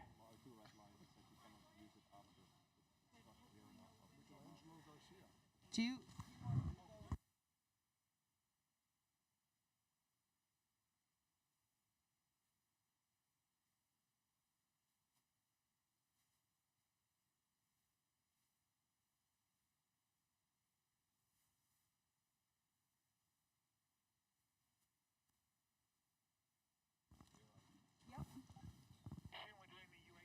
Okay, so here in the Ouray Ice Park is where we are located. The Ouray Ice Park is 1.5 miles in length within the Uncompahgre Gorge. There's over 150 climbs within walking distance of town. The park is created and operated by the Ouray Ice Park Incorporated, and the mission is to keep the ice park free to the public. When they try to keep the ice park, they try to open in December. I mean, it really just depends on weather, and then they will stay open as late as possible, ideally through the end of March. We'll be lucky, I think, this year if we make it that long. This ice park is a resource that is free and open to the public every single day. Doesn't matter, rain or shine, snowing, don't matter. This ice park is open during those 3 months. And you yourself can help support the ice park by becoming a member. The ice park takes $25 per person per day to run. That's right, $25 per person per day. Currently, the Telluride, our local ski area passes are $250 a day. So this is quite a bargain. You yourself are here for free, climbing, enjoying the resource. So do consider that cost that it does take to have you here, and consider becoming a member. There's membership levels at different levels, but all members do enjoy 30 minutes of access ahead of all the other climbers. So, you show up, it's a big long line on a Saturday. By being a member, you get to bypass that line ahead of everybody and come in 30 minutes early. As an Ice Park member, you also get great discounts in town. And when we're doing these membership drives, you can feel good about yourself for being a member. It's just like when the NPR does their pledge drive asking for memberships, and you're an Evergreen member. So you can feel better about yourselves than the others. And the same thing here with the Ice Park membership. Become a member, get all that cool swag, and know that you are supporting a great resource.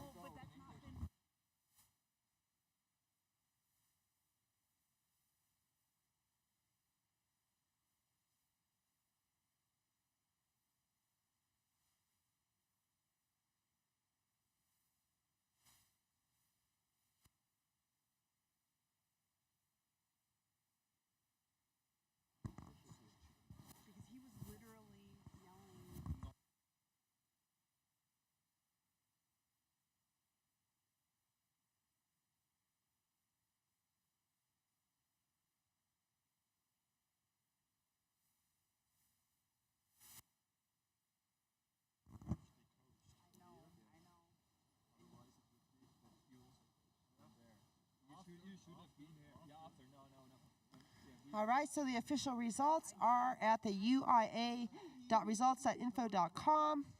Those official results have been posted for the U18 men.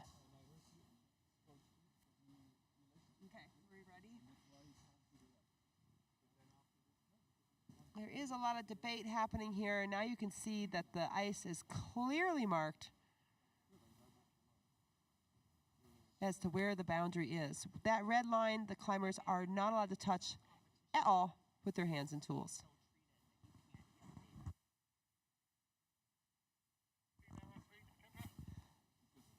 All right, we're ready to start the competition with the U18 females. Woo-hoo! Shelby Holmes is up first, and we can hear Shelby's crowd. Where's Shelby's crowd? Woo-hoo! There they are.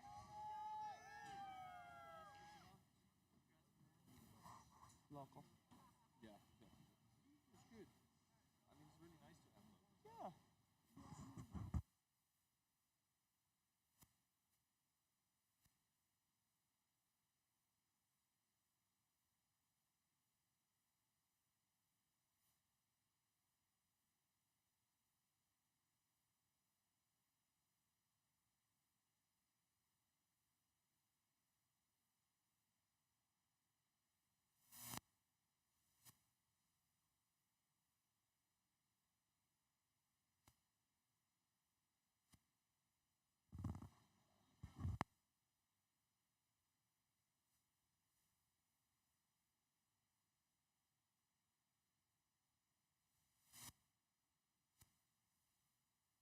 All right, so we have our first competitor on the route in our U18 female category, Shelby, making her way up the climb. Yesterday, these athletes really had a hard time. They had to do their speed runs yesterday. So that meant their practice runs, their qualifier runs, and their final runs. Then they had to do their qualifying lead runs. And some of the athletes were a little burned out after all of that. It was a grand total of 8 climbs. Oh, that's a lot. Yeah, definitely a lot. 6 of which they had to do as fast as humanly possible. And actually, those other 2, you also had to be fast, but they're physically way harder and more technical. That's true. These routes are about 40 meters long, actually. So these athletes have a lot of climbing to do within 6 minutes.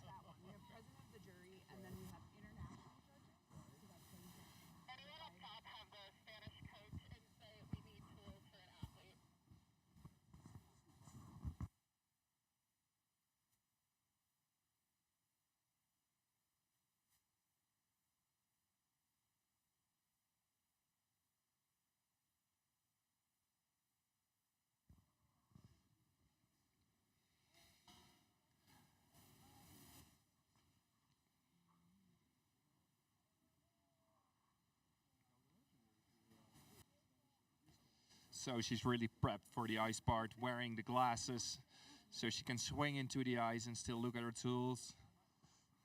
My Russian has gotten better. So did she have both tools above that line or one tool above that line?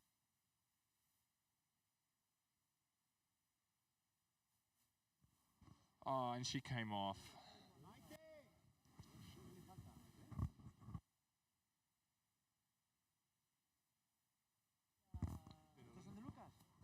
All right, so Shelby making.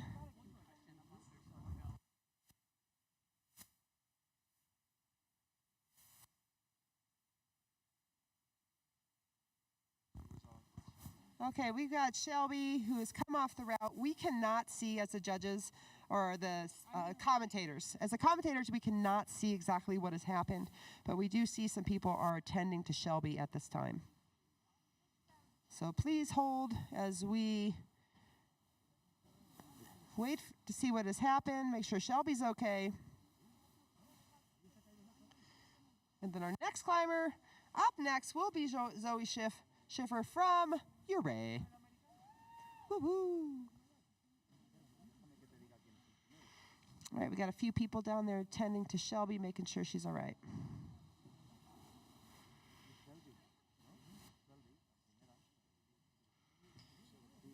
Shelby had a bit of a hard go yesterday on this climb during qualifiers. I think she just hit a wall physically and mentally.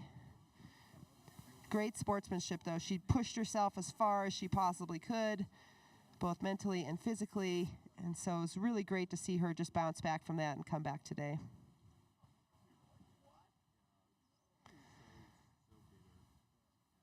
All right.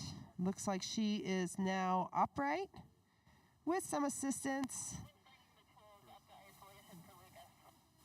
All right. Nice job, Shelby. Looks like perhaps maybe we got an ankle or something wrong with her leg. But our belayers, our coaches, and all the volunteers down at the bottom are helping move her about. So thank you, Shelby. Good job.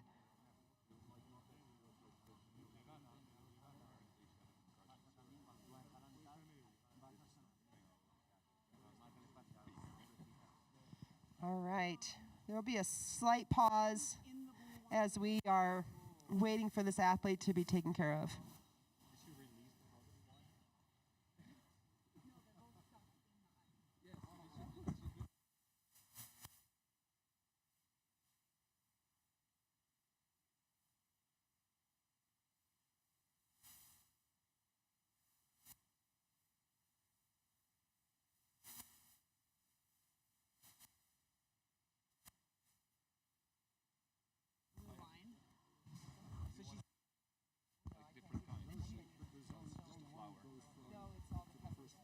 Right, so her tool is above that line. All right, so we've got one of the belayers going up just to take care of a few things for Shelby here. Andreas? Yeah, it is. Andreas had to go up and grab some tools. Shelby's tools were stuck in the ice. You can tell he's been comp climbing for a long time. I remember I competed with him about 18 years ago. Well, that is such a great segue to talk about Andreas. So Andreas is a local climber here. He's part of the North Face team and the Black Diamond team. And Andreas is the only local climber to ever top out a competition route in the Ouray Ice Fest. So that is, he finished second that year. Unfortunately, Nathan Kutcher got higher than him, but he made the top. He made the top. He's the only Ouray local to ever stand on the top or top out a competition route, which is pretty impressive. That's really cool, yeah. Other brags about Andreas. I got more. You got more? I got more. Another brag about Andreas is that the route in the middle of where all the climbers are on that buttress, there's a route called Mighty Aphrodite. And Mighty Aphrodite was originally put up with pre-placed gear by a woman named Lucy. And then Andreas became the first person to ever climb Mighty Aphrodite ground up with gear. Even though there was beautiful bolts right next to all those placements, Just making a point Yeah, there. he just had to make a point that it could still go. That's so cool. He also did Chinese water torture, another climb, and tic-tac as well. All of those climbs he did on gear, which is really impressive. Those climbs are really hard, and most people are very happy to have the bolts instead of some kind of janky gear.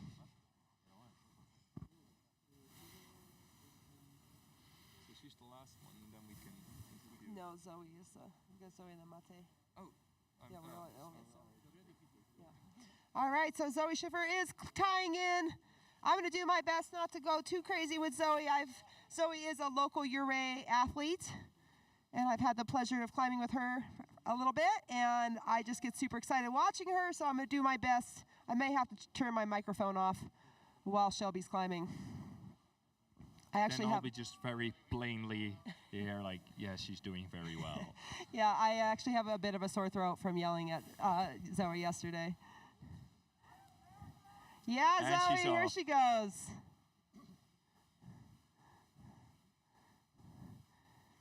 It's really awesome. We don't have a lot of Ouray kids here that are involved in climbing. It seems crazy to me.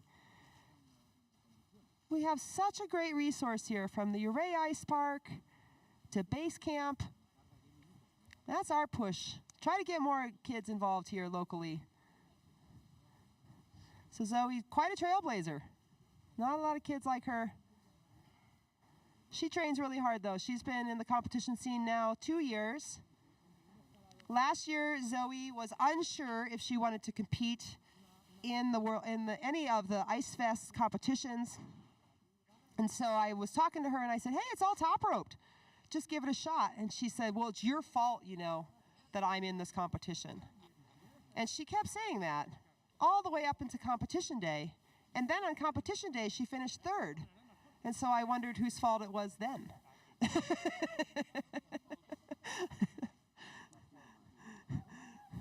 Yeah, Zoe, you're doing great.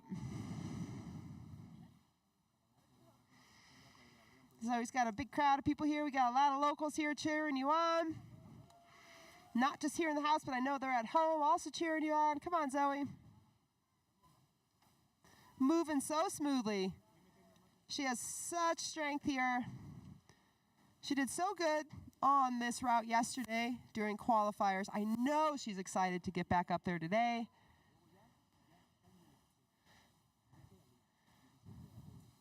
Making great progress here.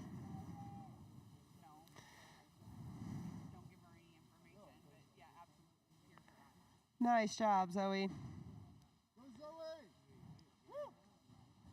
Just making nice, steady progress up the climb. And Zoe has some very special ice tools there. They're jet bees. These are handmade in Korea. And some of you might know that there's other American athletes also competing on these tools. But you don't see them often. Now you can see they have a first position, second position, and third position. Most of us don't have that on a normal ice tool. Third position is such a luxury. Yeah. Yeah, usually that's the in the face position on normal ice tools. Yeah, so Zoe's dad is also here in the house. Zoe's dad is one of the manufacturers of some of these holds that the athletes are using today on the competition tower.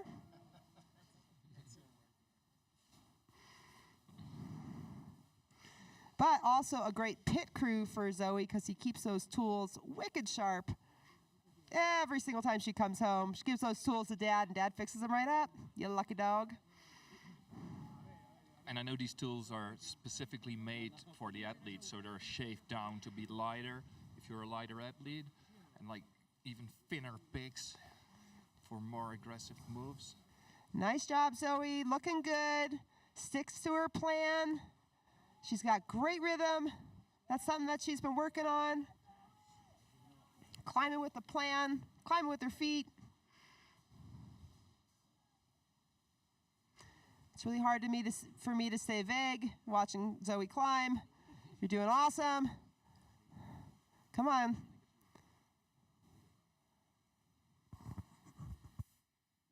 Work your feet, Zoe.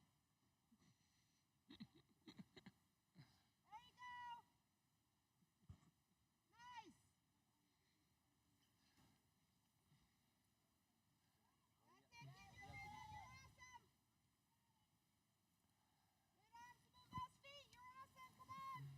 And she's doing really well in this next zone.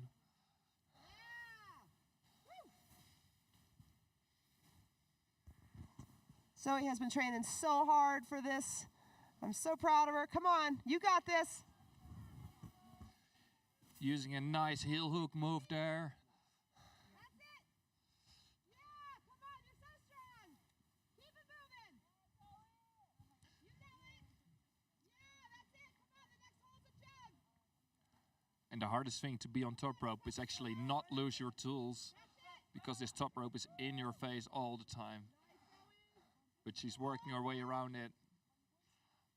You're past the crux. Come on. Up, up, up. Yeah. Let's go, Zoe. Up, up, up. Awesome, Zoe. You're coming along. And she's picking up the pace again, doing really well. Let's go, Zoe. Up, Let's up, help us up. on you. Yeah. Come on. That's all right. That's all right. Let's go, Zoe. That's it. Woo. That's it. You're so good. Come on. Beep, beep, beep, beep, beep. Yeah, Zoe. Yeah.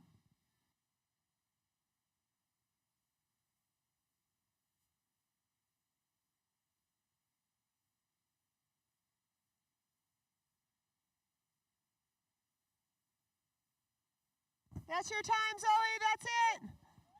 Nice work. Yeah. Oh, she's psyched. Come on, Zoe. Good job. I told you that was a jug. Good job, Zoe. Well done. Woo. Big wave to the home crowd. Yeah, I can hear the whole town cheering for you. Nice job, kid.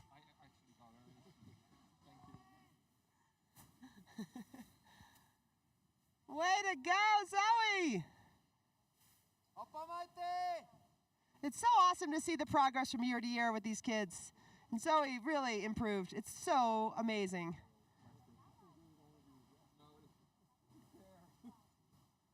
All right, if you're just joining us, we're here at the UIAA Ice Climbing World Youth Championships in Ouray.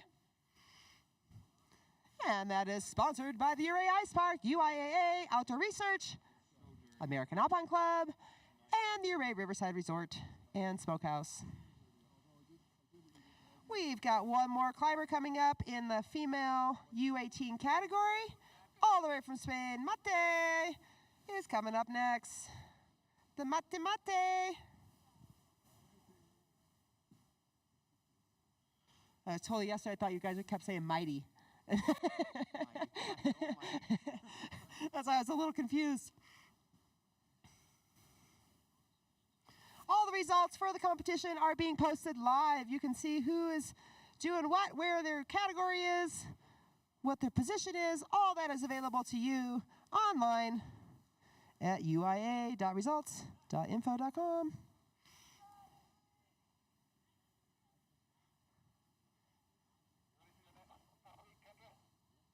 All right, we got our last athlete tying in. Mate's getting ready to roll.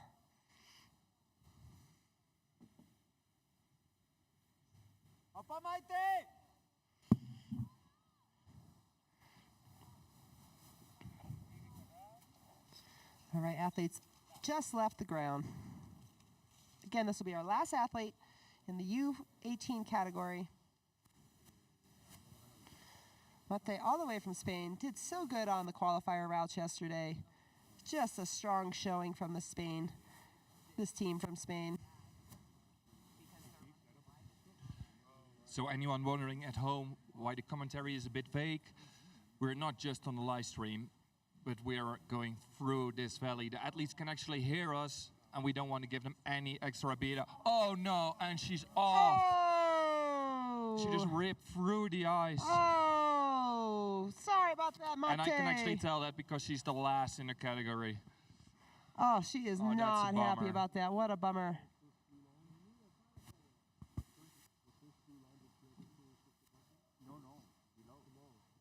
Oy. Coaches talking, trying to figure out what happened here. Just a slip. Totally unfortunate, though. But that does wrap up the U18 female category. I want to say thank you to Shelby, Zoe, and Mate. Great performance today. We really appreciate all you've done. Coming up next, though, we've got the U18 male category. We've got 2 American athletes, a Swiss, Spanish climber, and a Czech climber coming up. We have over 8 countries represented here at this competition. It's pretty awesome for our little town of Ouray. We love all these visitors, and we really love when you come from an international destination.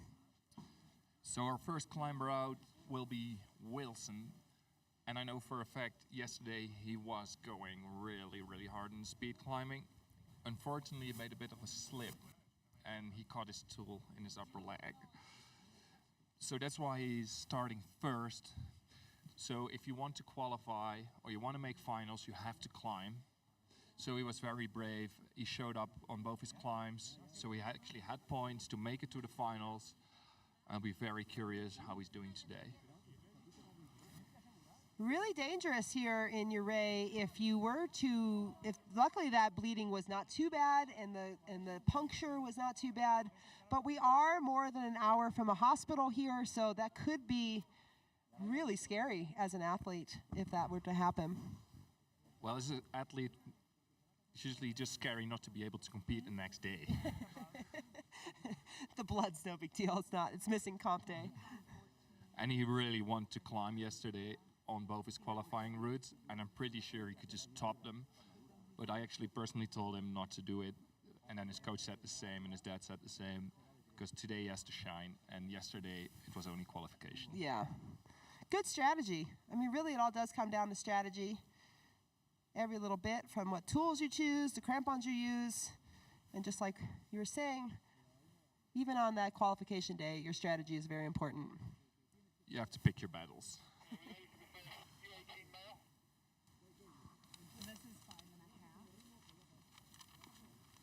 All right, our first U18 male is getting ready to roll.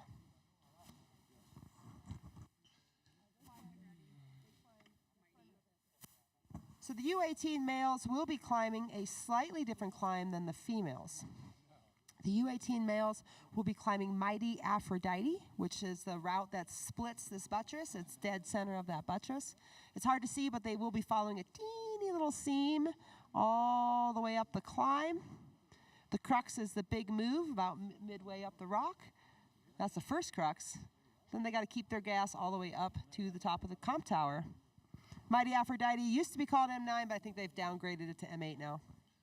Which is kind of typical, because the moves are long, but it has been climbed, I think, that many times that the holds might be slightly better. And I think this suits you really well, because most of them are training on walls with just plywood, and they're really used to big, strong, powerful moves, right? It's interesting because over the past 2 years, the Ouray Ice Fest has used Aphrodite as, well, they've used that climb quite a bit, actually, in the competitions. But 2 years ago, new beta was discovered. And everybody was all excited by this new straight-up beta. It made it way easier. And now that hold's gone. So it doesn't matter that that beta was there, because it's gone. So they do have to stick with the original beta for Mighty Aphrodite, which is a massive reach. That's what they were trying to avoid. Well, I seen the guys yesterday making this huge move. They were all just powering through it. And I'm pretty sure they will do the same thing today. But I will say it's not a height-dependent move because, again, I'm only 5'6", I can make it, and shorter climbers also can make it. So it's one of those things that looks super intimidating and super far away, but with good technique and a lot of momentum, you can definitely make those moves. What do we say to that? I don't know. Move on to a new topic.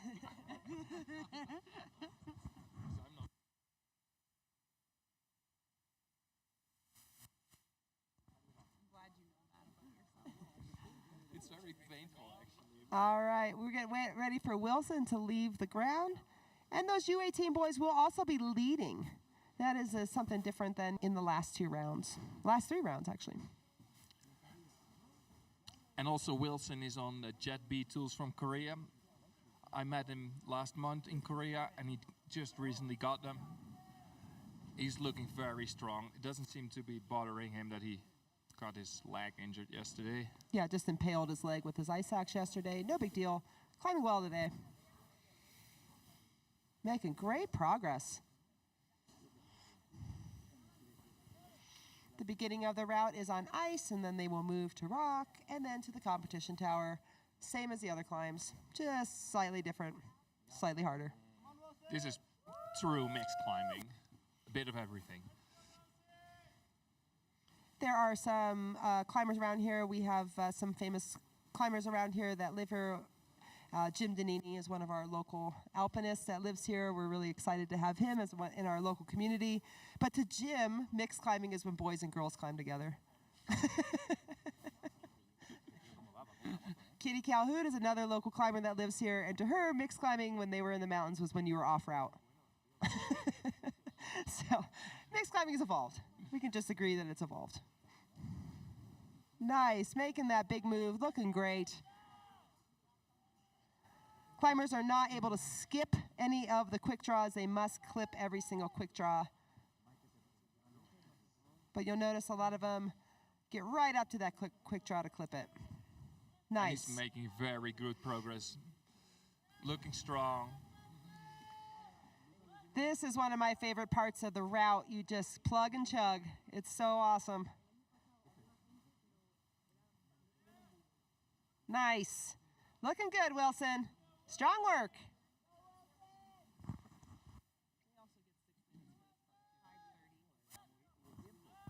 So not only is it different that these athletes are leading, but they also get slightly less time to complete this route.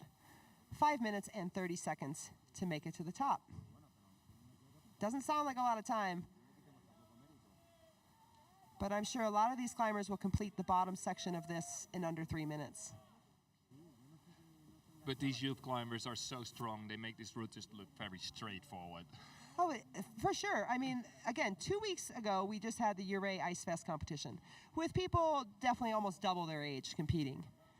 And they were so slow compared to these athletes, you know? I mean, the fact that these athletes are making it up to the comp tower in under 3 minutes, that was only the top finishers in the Ouray Ice Fest that could do that.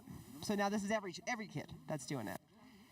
But then Wilson was also climbing on the World Cup in Korea, and he did so well.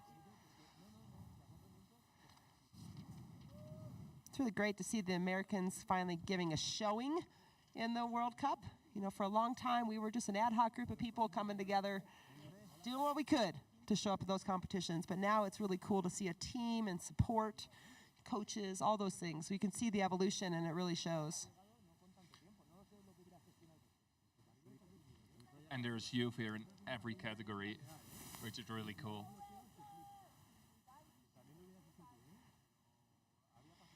I would actually like to see a lot of these kids come and compete in the Ouray Ice Fest. Unfortunately, it oftentimes coincides with a lot of the World Cup events. So it's kind of a one or the other, you know? Unfortunate.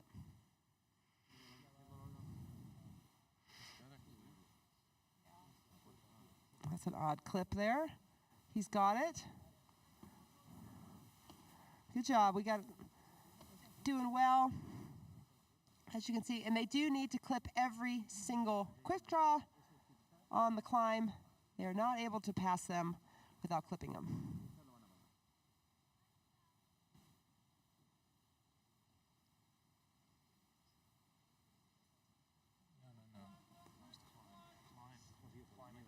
Come on, Wilson, you got it.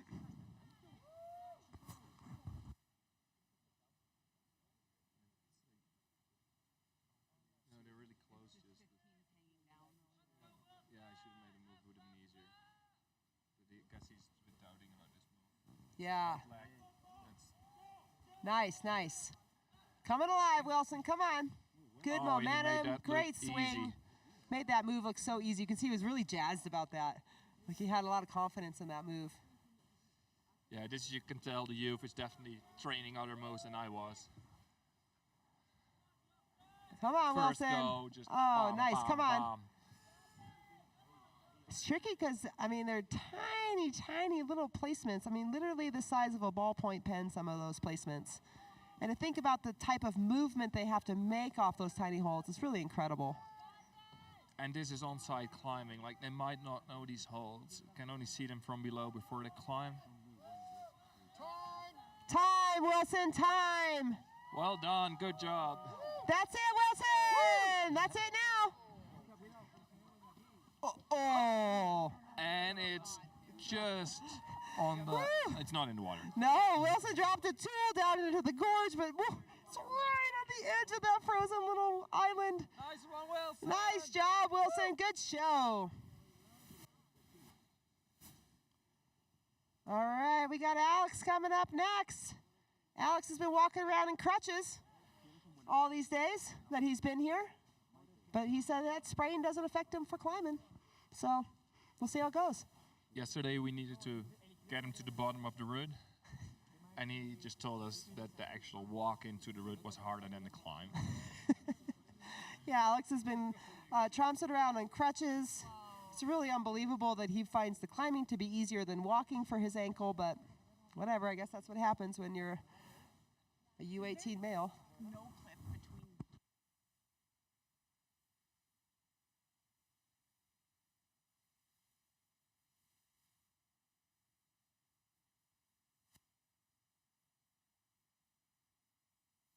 Gotta be. Yeah, those two. And if you're just joining us, we're here at the UIAA Ice Climbing World Youth Championships located here in Ouray, in the beautiful Ouray Ice Park. Our sponsors are who makes this happen. Couldn't do it without you. I appreciate every single one of you. So I've got. So there's. I don't know the route. Sorry. So I guess it's box log. Outdoor Research is a huge supporter of this event. We're all staying nice and toasty warm in our awesome Outdoor Research jackets. All the judges, myself, and the volunteers. All staying toasty warm in those Outdoor Research jackets. We want to thank the American Alpine Club for supporting this event and for supporting the USA ice climbing team. And then you think you go from there to the under of might the actually box. be This one.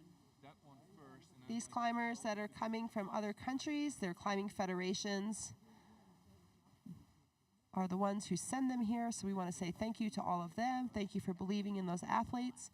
Thank you for funding these endeavors and for allowing them to attend events like this. And then the holds. So This event is happening on native Ute land, so we want to say thank you to the Ute tribe for coming down and giving us your blessing, and for also giving us a great ceremony last night, ceremonial performance. It's great education. I really appreciate you giving us your blessing.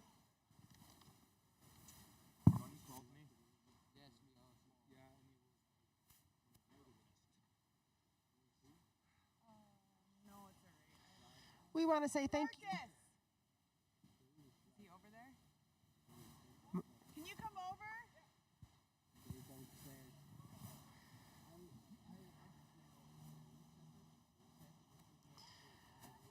We have more than 20 volunteers down there making this event happen. We've got quite a few belayers as well. Just what a hard job you have down there. We appreciate you being down there. He doesn't pay attention all the time. If you have one red down and one here, It wasn't ideal. if you do like here one more, then this one you can see. I know. The Ouray Ice Park is a free resource. It's open every single day from December, and again, ideally through mid-March. I see these athletes, this Alex over here, trying to get onto this wall. This is ridiculous. The dude can't even stand on his ankle, but he's going to climb no problem. That's crazy to me. Look at him. He's literally hobbling over to the start route. Look at him. It's really tricky for these athletes at the bottom navigating the gorge.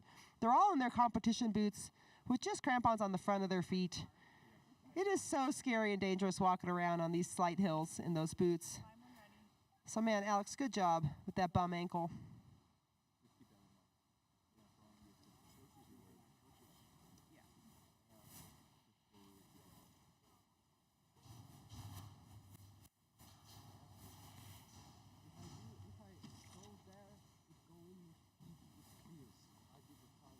I just need help with this. I can't see everything perfectly. So the Ouray Ice Park had a big upgrade this year from Clear Network. We now have 5G or 10G Wi-Fi throughout the park. Thank you to Clear Network. And we also have live cams as well. But if you're looking for conditions reports about the ice park, you can follow them on all their social media channels on Facebook and Instagram, and you can check out their website as well to get the most up-to-date information on the current conditions. All right, we got Alex en route. Alex's feet just left the ground. We see him making his way up the initial ice.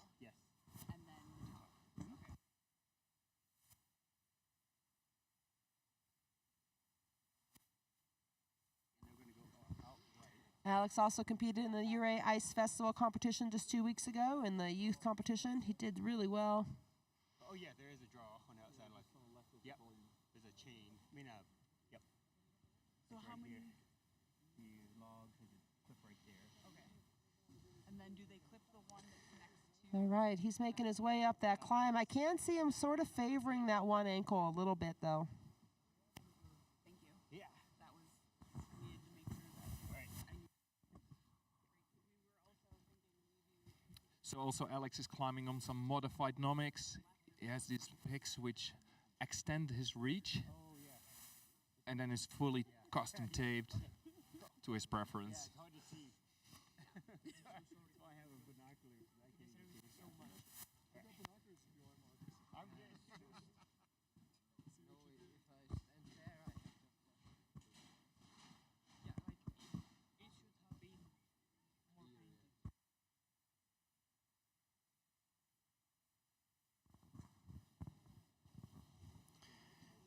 This is the U18 male category. We're on our second competitor here with Alex from the United States. Don't publish the U16 boys results. I also felt like.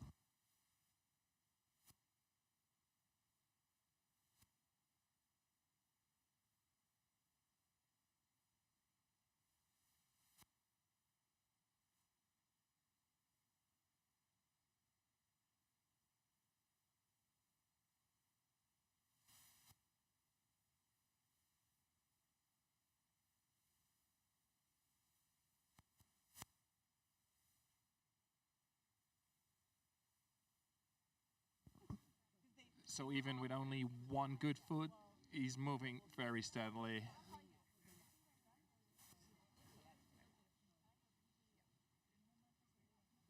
Getting that clip in, ready to move on.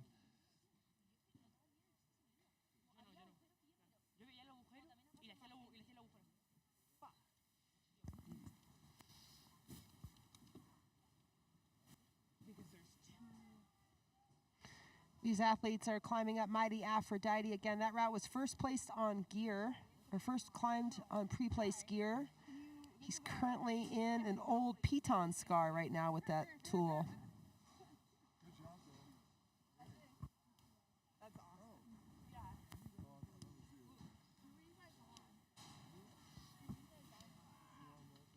Come on, Alex. Alex makes a small power move there, screaming out.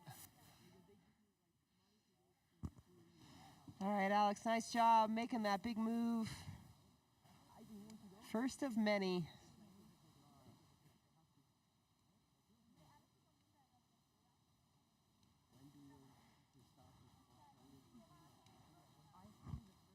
All right, so they can continue up the front of this face.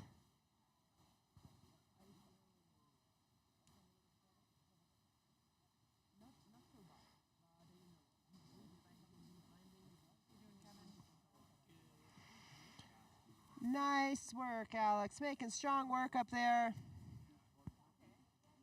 Why is it uncomfortable? Yeah, that way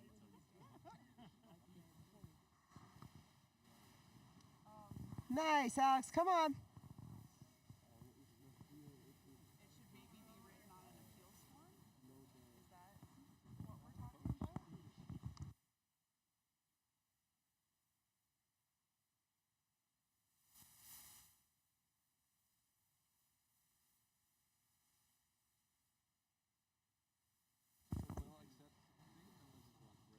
All right, Alex, looking good. Giving a strong showing, even though he's got a pretty bad sprained ankle. As he had said, the whole climb is on his arms anyway, it doesn't matter. There you go, nice. Come on, Alex.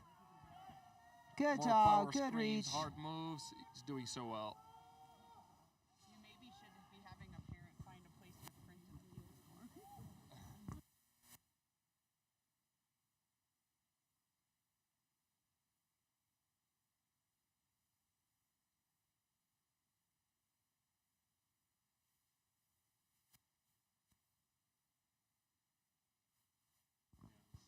All right, Alex making his way up the climb, looking super good. Working out those feet, trying to figure out those moves. May not be visible at home in the live stream, but the holds are ticked, allowing the climbers to climb more efficiently and climb a little faster.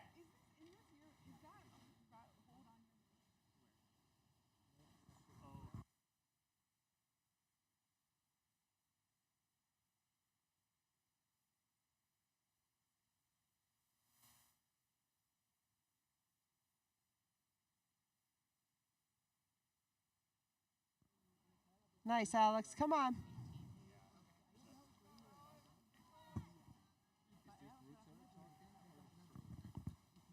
Looking good, Alex. Making strong moves. Really making some good work.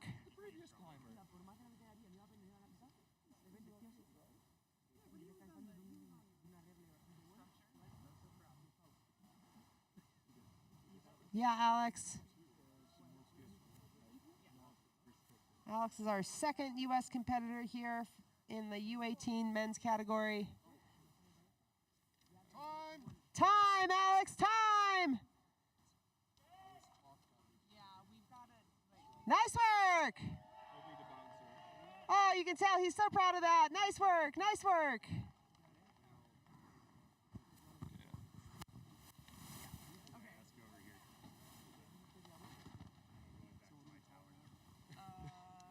13.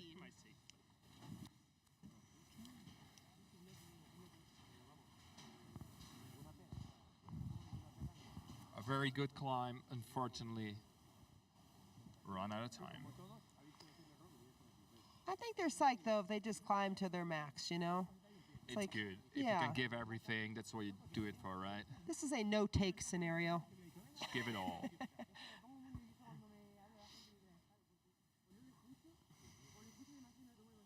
So if you're just joining us, we're here at the UIAA Ice Climbing World Youth Championships located in beautiful Ouray, Colorado, in southwest Colorado.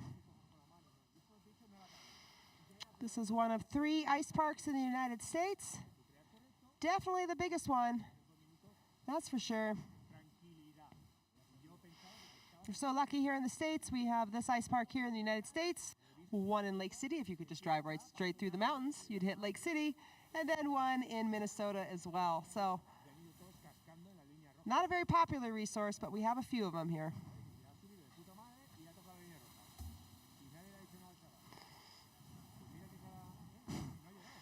I can see them bringing the crutches over to Alex so he can maneuver around. That's great.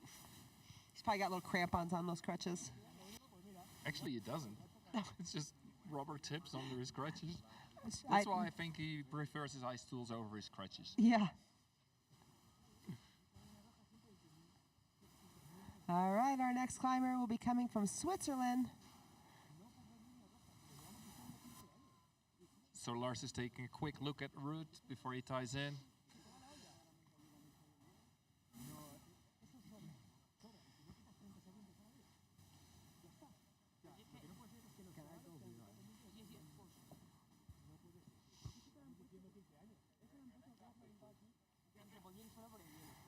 Alrighty, so we're waiting here for our next athlete in the U18 male category. Lars is tying in. Looks like his belayer is also ready.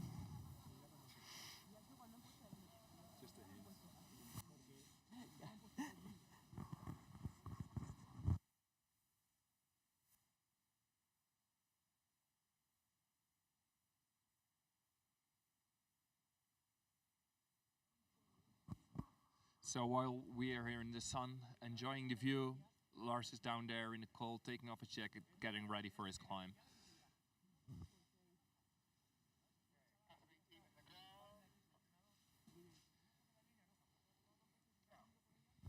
And he's off. Really pacing this first piece of ice, crossing over. Oh wow, that's a very good pace. He knows he needs the time.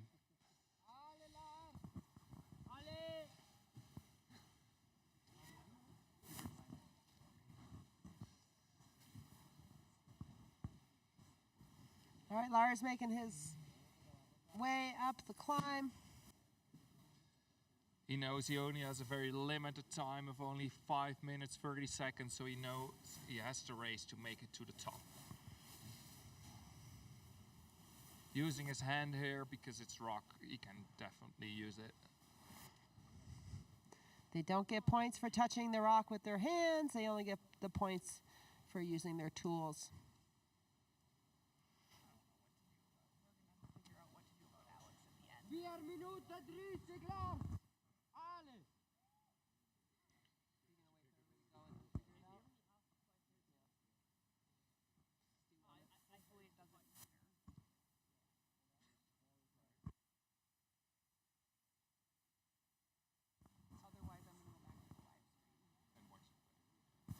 All right, so Lars has got to make those clips. He cannot climb past them.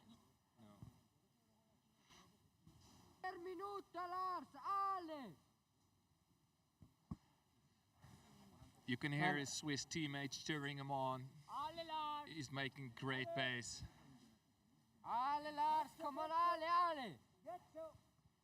Making such great progress.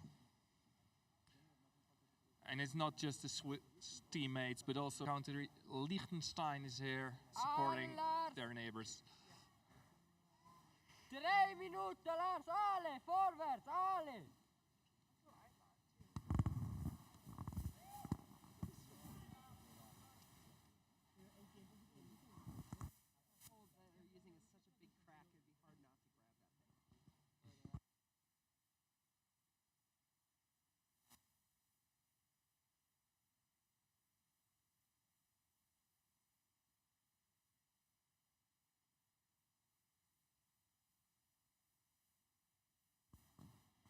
We have some mental crackles, and I actually don't really like them. All right, Lars making quick work. Again, he only has 5.5 total minutes of climbing.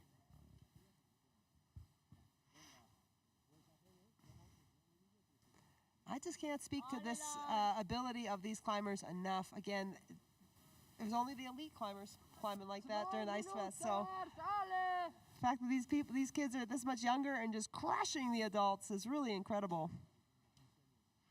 Come on.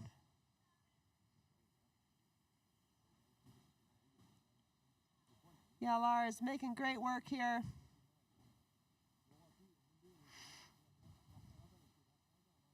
Ale, Lars, come on, Ale.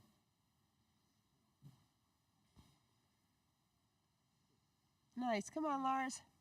Looking good. Ale, Lars. Moving from one hard move to the other, going super stable. He's doing very well. He's 35 meters into the climb at this point. That's a lot of climbing. 35 meters to get to that point.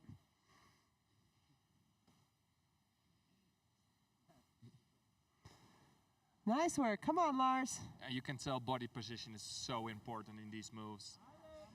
If the body position is just slightly off, you might skid off a hold.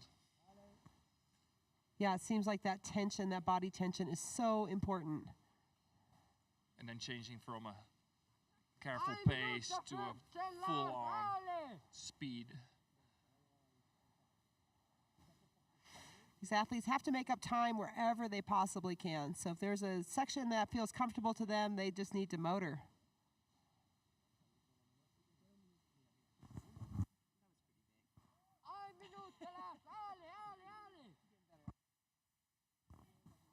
Come on, Lars, you're doing great.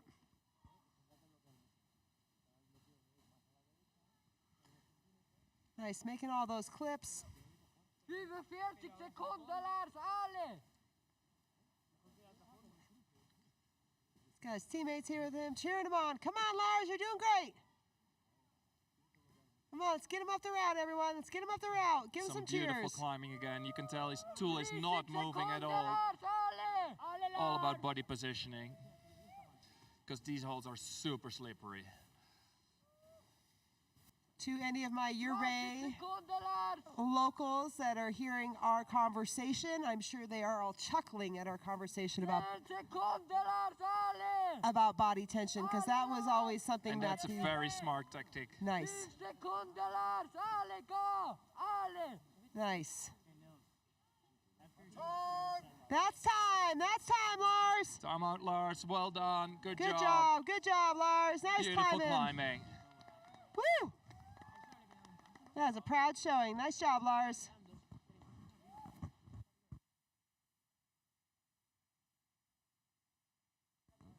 All right, way to go. Our next climber is Lucas from Spain.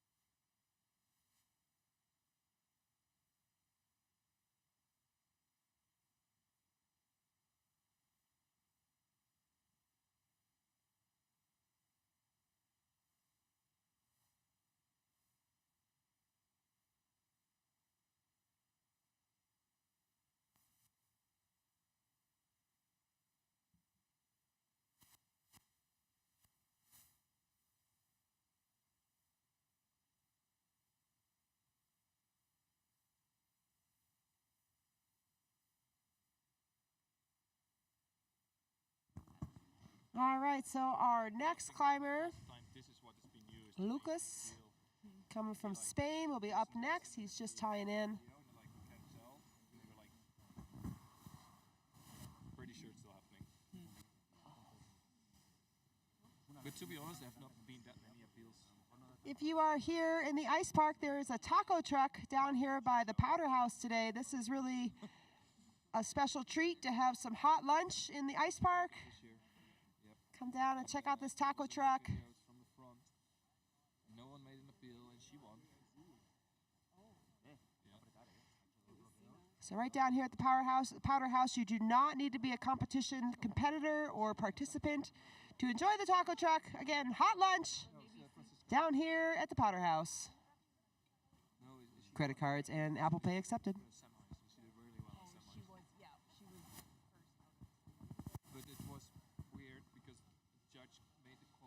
All right, if you're just joining us, we're here at the UIAA Ice Climbing World Youth Championships. This live stream is provided by the team from Salt Lake City. We appreciate you coming in. And our athlete just left the ground.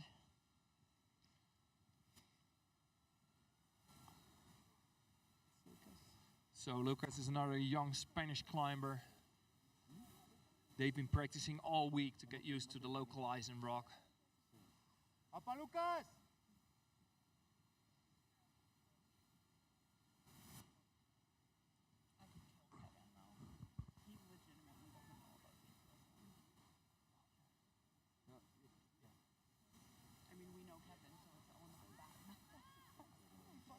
Nice, making quick work. Great job, Lucas. But also, how has he competed for 10 years? I've told him a lot of stuff. Me too. And like in the last year, right? Like we were together Seguro que va súper confiado. our trips. We had a lot of talk over about just whatever, and he was like, really? Nice. So Lars's body cannot move past those clips. He has to clip every one of them. Just climb and do what, and then just accept the result. But as a coach, it's different. Where's his clip? Right there. Nice. So different strategy there. He's clipping. He doesn't want to move past them. Doesn't want to move past those clips. That's the deal.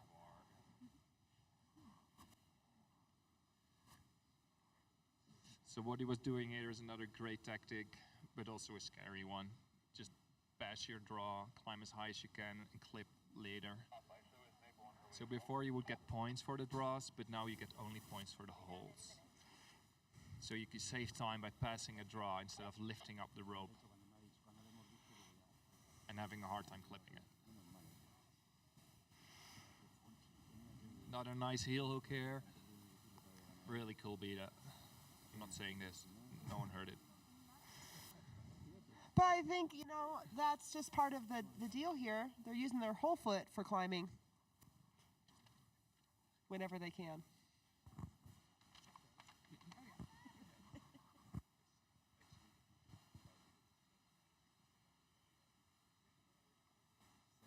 Using a hold by hand. Making great work moving up this climb.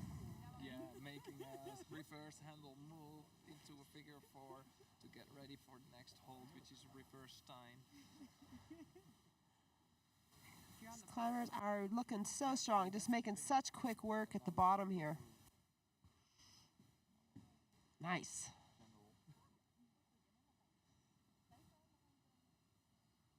You know who's the best at not saying anything but talking? 3 minutos. Is the French live presenter. He's been doing it since I.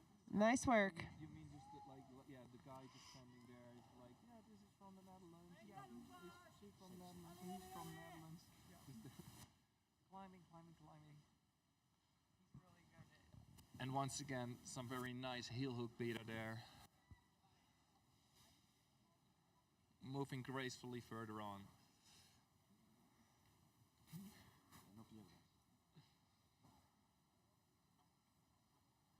Coaches are here with us, just on edge, watching.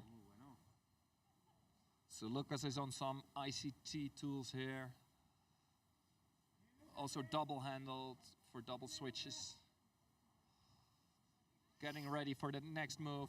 Got a clip in, and this is a hard one.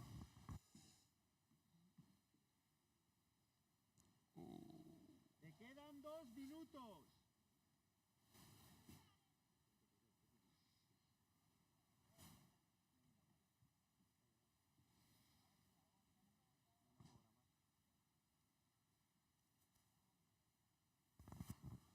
Great job.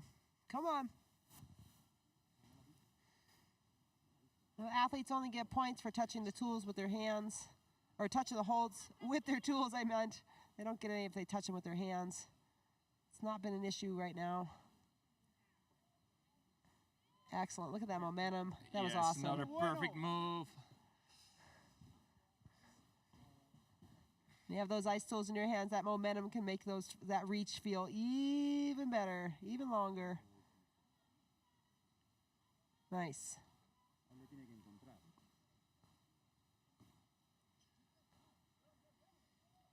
All right, making great work up here. And this is another Come nice on, one. Lucas. Just making double clips, move only once. That's it. Come on, Lucas. Muy bueno. Yeah, Another come long on. move. Oh, a little slip there, He but that's just all said right. that. That's a little slip. It's no big deal. Readjusting.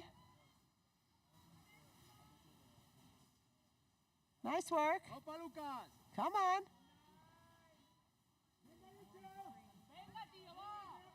All right, you can see him. That's time. That's time. That's all you That's get. it. Well done, That's Lucas. time, Lucas. He's like, I'm going to the summit. Note his time has stopped. Your time has stopped, Lucas. You are out of time. Tiempo! Tiempo! Tiempo, Lucas. We don't want to have the tool there. Oh, All right, good that's a job. one. Took the Nice tool job, with him. Lucas. Very nice climb.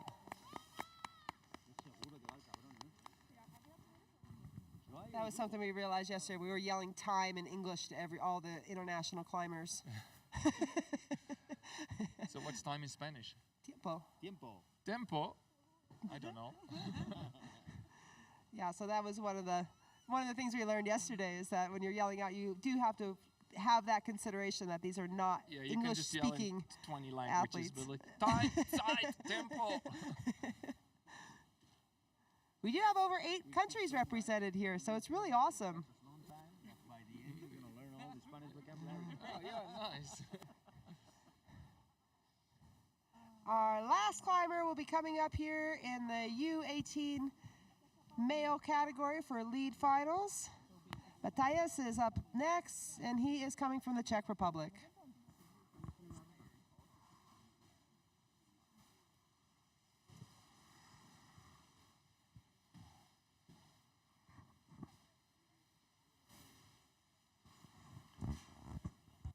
So Matis has been climbing for a long time. I know his dad has been a route setter, setting routes in the Czech Republic, and Brno, also a very nice event.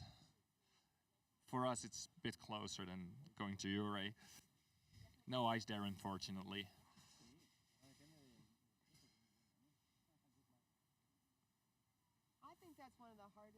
I think that's one of the hardest things for ice climbers to understand is that the World Cup is held throughout the world on places where there is no ice.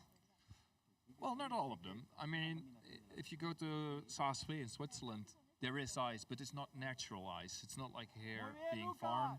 They will make blocks of ice and lift them up and put them into place. And then there is some comps which only have barrels hanging in the roof. It's nothing like this beautiful waterfalls. But there are waterfalls up the road.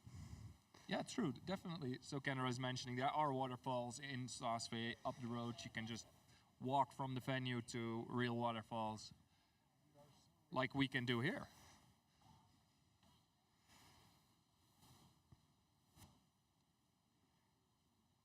It's just a paradigm shift, I think, for a lot of people, because if all you knew was just traditional ice climbing or traditional mixed climbing, I think it's a real paradigm shift, a real mind shift to wrap your head around this style of climbing. You know, it just looks absurd for some people, I think. Well, it's sort of strange to say, but for these guys, the ice is just too easy.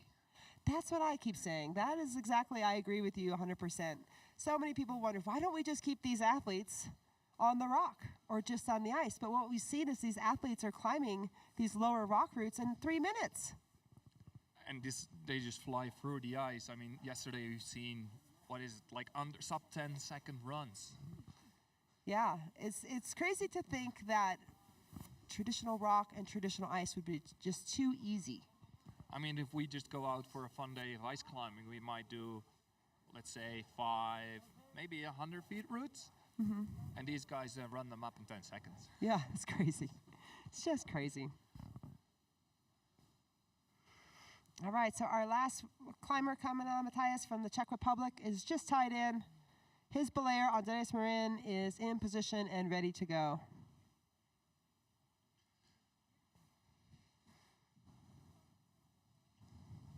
So Matis is on the starting position, and he's off.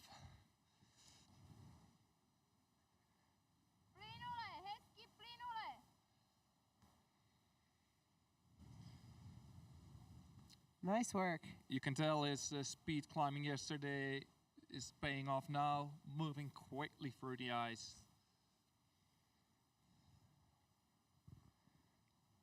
This is quite interesting. A lot of ice climbers would not take the tool in their mouth on regular ice climbs, but this guy has been on the tools so much, especially on harder routes. He's really used to just put the tool in his mouth for quick changes, clipping ropes.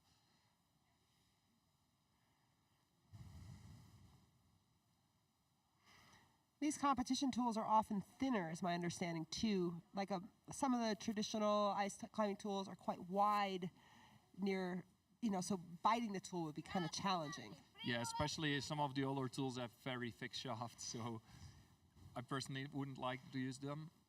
Can't put them in my mouth. Yeah. What am I saying here?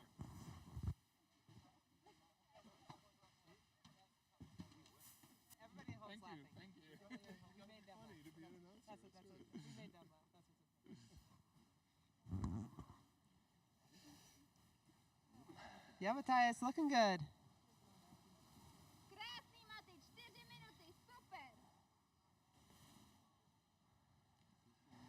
He's really making quick work of the first part, moving swiftly.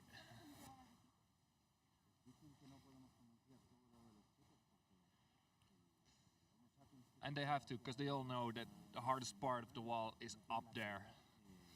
As we were saying earlier, the rock bit is just warm up for them. We're throwing out grades like M8 plus M9. And what does that translate to if I was rock climbing? I don't know, what did you say? M9 is like what, M11 or 511?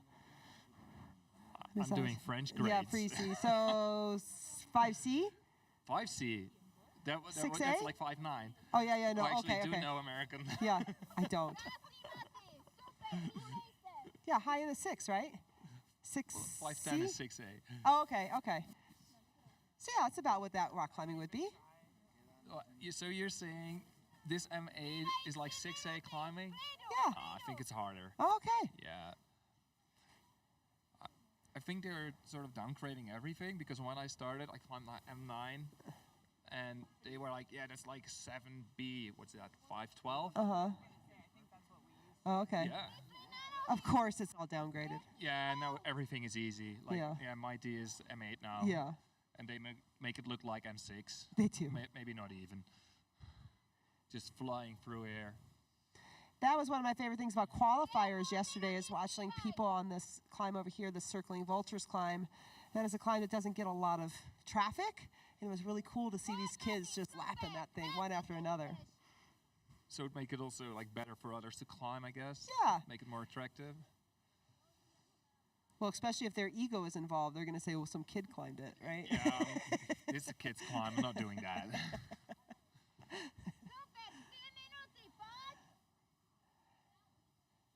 do think that. That's how you're doing great. You're looking awesome up there. Climb these all on like Gen 1 nomics and stuff. That they're obviously really strong, but it would be harder than ours. No. Yes, but no. If it's stock picks, but I personally think a fine tune. When Gen 1 nomics. Yeah. No, but I mean, you would fine tune the picks, and they've been all fine tuning the picks. So I don't think the tool is a big issue. No, give. So the length for me is not an issue at all. Like double hand switches might be a thing, but we have been doing that for the last 3 years or something. Before that, not a lot of people did that. Nice work. Come on, get those feet in. I've had those Gravels since 2015. Oh yeah. Awesome. Come on. Making such good progress up these climbs. Yeah, nice one. Great momentum.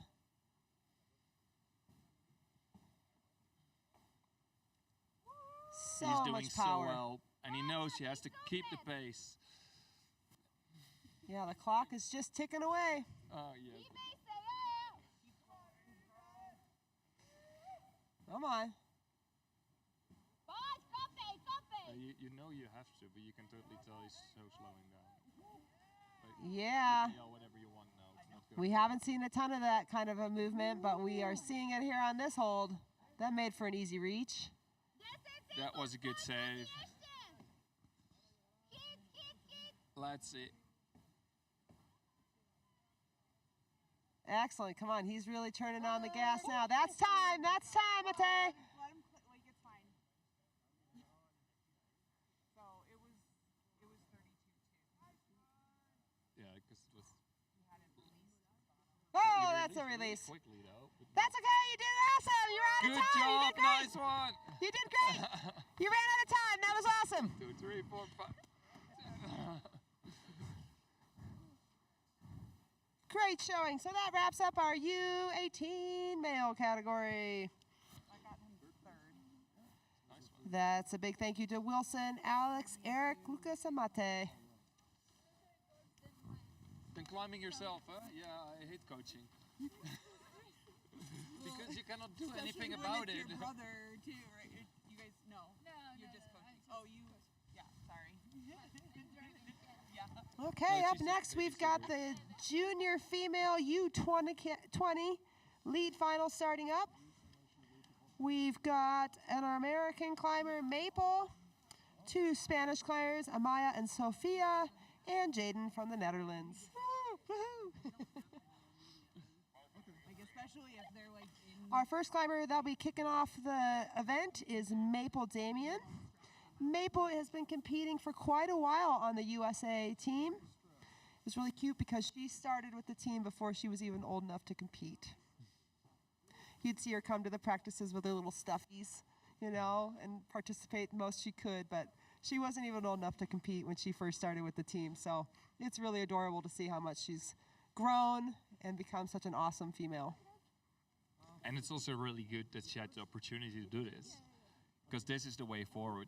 I mean, this is the future. All these youth down here climbing hard. I remember when I was 17, I had to wait till I was 18 to participate on the World Cups. There was no way. You had to be 18. And I couldn't wait to get 18 and be able to climb. I didn't care about a driver's license or booze. No, I want to climb. That's awesome. Participate. Yeah, it's such a positive outlet for all these athletes. Really gives you a place to channel your energy. I know that this is an opportunity that I did not have at that age, and I wish I did. I really do. But then it's just really cool to be out here for me now as well. The atmosphere with all these youth just hanging out in between the climbs. It's just so cool. It's really lovely. And a great community too. I know when I used to compete in the Ouray Ice Festival way back in the early 2000s, it was not the same supportive atmosphere that it is today. So it's really awesome to see how the athletes have formed teams and how they support one another to not just help themselves place in these categories, but they are looking to see how the overall team does. So they have to support one another. There's no cannibalizing one another. Yep, he just headed down the backside of the structure.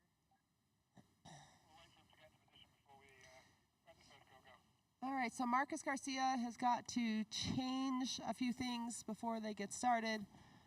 Again, Marcus Garcia is our route setter. Marcus is a Durango local, so Durango is just south of us, of Ouray by about 2 hours. Marcus is not only the route setter for the UIAA competitions, but he is also our local route setter for the Ouray Ice Festival competitions. Marcus is also a sponsored athlete. He's a coach to some of these athletes on the USA team. He's a film producer, he's a mentor. Marcus is a public speaker, and he's soon to be an author as well. So thank you to Marcus for your time. I also say thank you to your team for all you do. While we're waiting for the changes to happen. In Spanish, can I say? So we just have our under 18 climber here. Just comes down, or actually up. So how was it? It was really good. I feel myself so fast, and I'm so proud of myself. Well, we're all proud of you. You did very well. So do you have anything else to say to the folks back home? I'm gonna say something in Spanish for my family and my coach. Que muchas gracias a toda mi familia, en especial, bueno, a mis padres y también a mis entrenadores, desde pequeño hasta ahora, pasando por todo, y sin olvidar a Israel Blanco y a Javi Cano, y muchas gracias por todo. Muchas gracias. Thank you so much. Thank you for your time. Thanks for your competition. Thanks for coming all the way to Ouray. That was awesome. Yes, we got lots of happy teammates giving hugs over here. It's so awesome to see. Mariana, do you want to come and be near? At least have a good view of what's happening? starting yet, right? No. So we have one of the Swiss climbers here. Are you? Yeah, good. Yeah, the routes are very, very, very nice, and yeah, you must run, really run. So I guess you're really happy with your result? Yeah. I climbed my best, yeah. And you did very well. Congratulations. Thank you. Anything you want to say to your parents, to your friends back home? In Deutsch? In Schweizerdeutsch? Ja, danke fürs Zuschauen allen. Cool, thank you so much. Yeah. So we're waiting here for the next category to get started. Our first climber is down there. We're just waiting for some last minute details. Heb jij misschien te roepen, maar het is nu redelijk duidelijk. Bij de jongens gingen ze het ijs in. Dat hebben ze nu helemaal rood gemaakt. Maar er was rode strepen. If you're just joining us, we're here at the UIAA World Youth Championships here in Ouray, Colorado. Our first climber has just left the ground. Maple Damien from the United States is en route.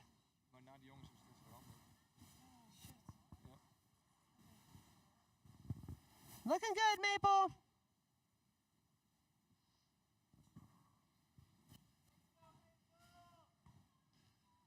Some real swinging up there, using her tools.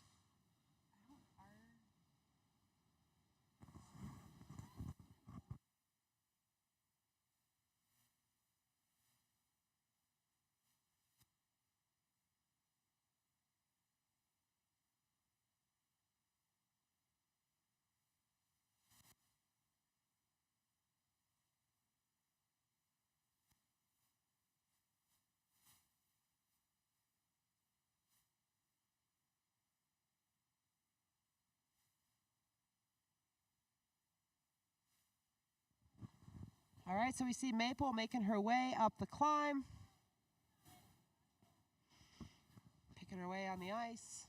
And you can tell she really likes to do some real ice climbing on natural ice falls. Even though Maple has been competing in the World Cup ice climbing for quite a while, this year she hasn't been climbing very much. She's just been bouldering a bunch. So she's wicked strong. We'll see how that pays off today.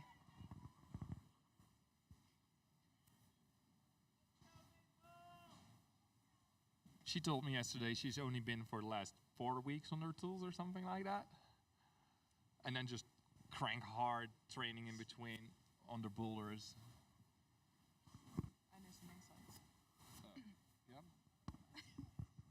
Oh, welcome back, Mariana. So, hey, Dawn.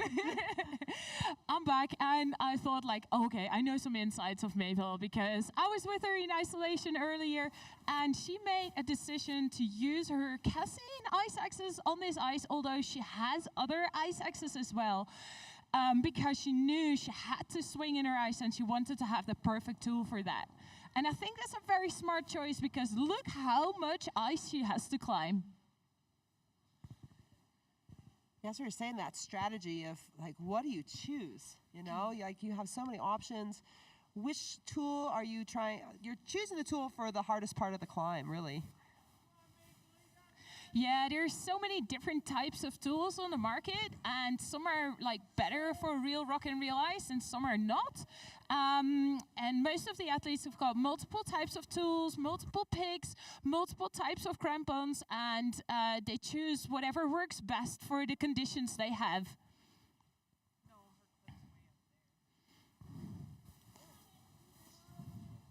All right.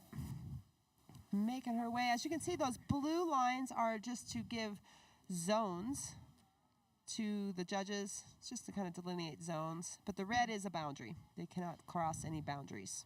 Yeah, you're not allowed to step or have your tool into the red zones. I hope all the athletes know this. It's always a tricky thing. You rather do not have red zones, but sometimes it's inevitable. Like over here, the ice doesn't look very safe also to climb, so you have to do something with it. We've had really harsh weather here for ice climbing in the last week. In the last week, it was not really below freezing at all, and it was about 15.5 degrees Celsius every single day, which is 60 degrees Fahrenheit. And that It's is so hot. unique. Oh. Like normally it's always freezing over here. Yes. I brought my warmest shoes, like the warmest of the warmest, because I knew it was going to be cold. And now we're standing here, sunglasses. We could wear shorts. Yeah, yeah. Yeah, Maple, making good work. And there Looking she goes super into strong. the rock.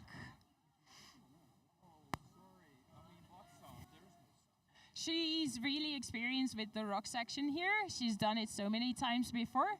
So she knows where to find the holds. Although it's still tricky, sometimes you have to make choices. Like, do you take every single hold? Or are you going to skip a few? And she here decides to skip a few.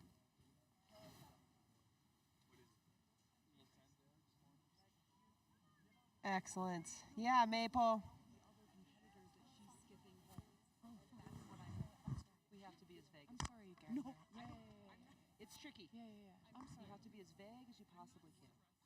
No, I had the same problems earlier. Oh, I'm sorry. It was a lot of learning. We were just saying nothing for the whole I'm sorry. They go very well. Oh, I'm sorry. I'm sorry.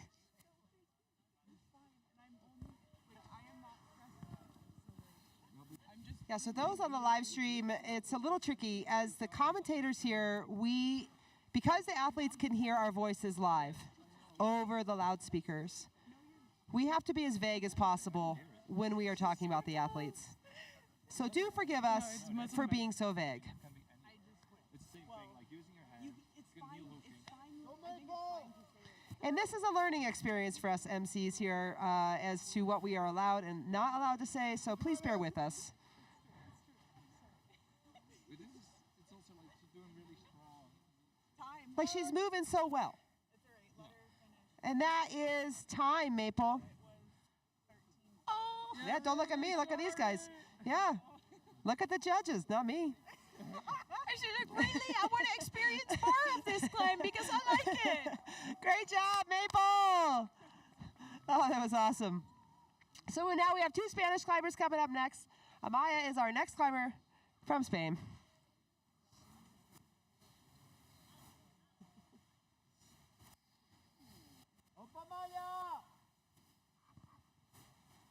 This is another language thing I had yesterday. The coach kept saying, up, Maya? Aupa. Yeah, Alpa, and I kept thinking he was saying Alpa Mayo. Like Alpa, like the mountain. Yeah. Yeah. I know most Spanish climbers say like venga. Venga. Yeah. In the center. Exactly. Yeah. Yeah, but Every you've got... single area has a different way of But saying it. they add something more, like venga tío. Venga, tío.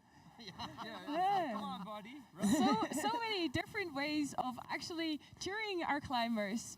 And so we say like, come on in English, or yeah, do it, or get it, go for it. But then we, in Europe, use a lot of French words as well. So we say aller, which literally means go.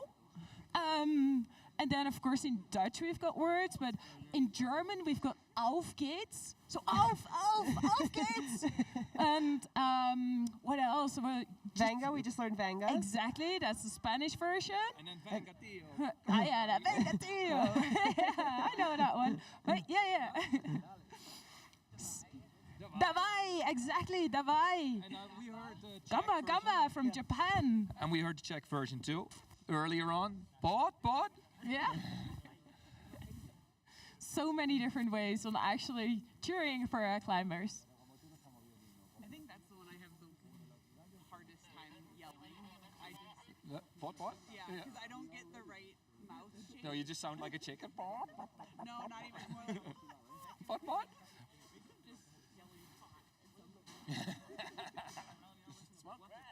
So our next climber in the U20 category is just tying in.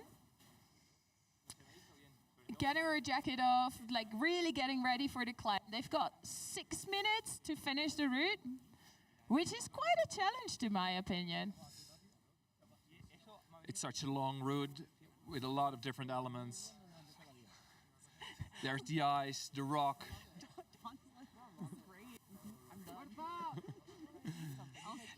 Right, this is so confusing. Suddenly the microphone went from Dawn to Dennis. It's still with a D, but it's slightly different. Oh, you get a 5-minute break. She gets a lunch break, so we are stuck Because here. in 10 you will be back, right? Then And I'm we- actually personally getting really nervous because Our girl from the Netherlands, Jaden, is up soon. But now it's Amaya. She started her climb, moving through the ice. We can't see her from this point of view, but soon she'll be going around the corner. And there she is. She was very fast at the speed yesterday.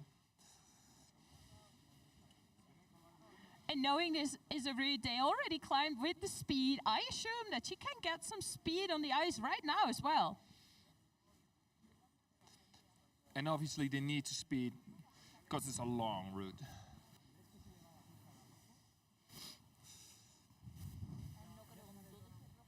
In the warm-up zone, they were running. And I think that's a smart idea to have been running here to get your heart rate a little bit up because we're so high up. And you need to climb fast in this first section. And she's also using the short handle technique for the speed ice. It's easier to just place the tools in the holes and be accurate. And it's working very well for her.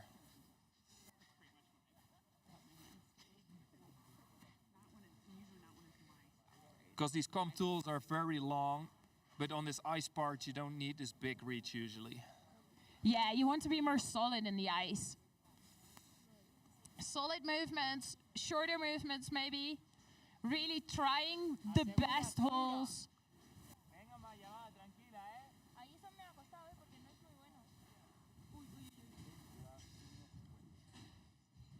The tricky thing of the ice is that it's still melting a little bit and always ice is changing.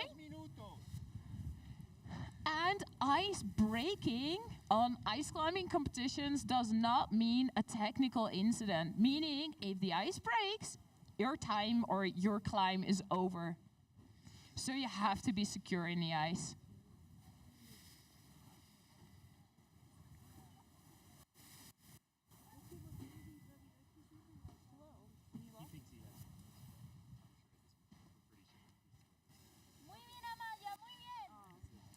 And she keeps on pacing very well into the next zone.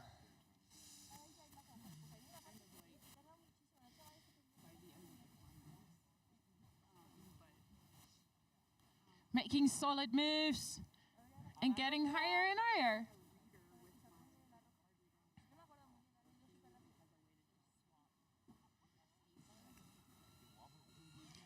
Looking around for the next one. But she's secure.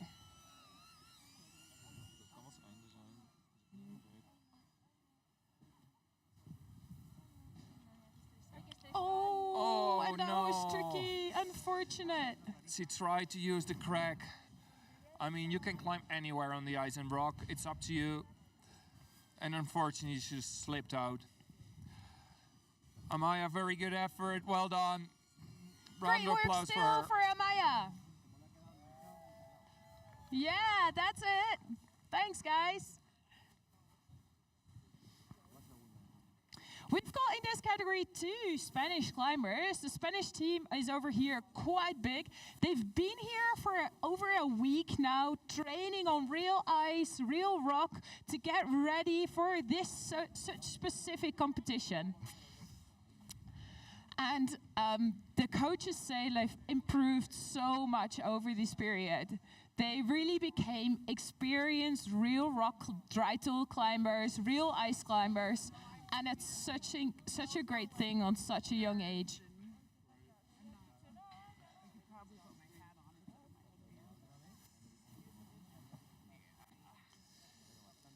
So you can tell that these climbers are supporting each other. Big hug down there.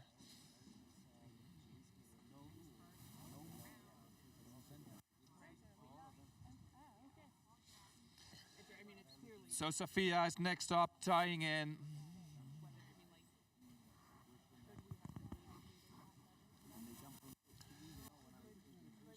Her safety is checked by our UIAA organizer, Rob, down there. He has a job to freeze all day.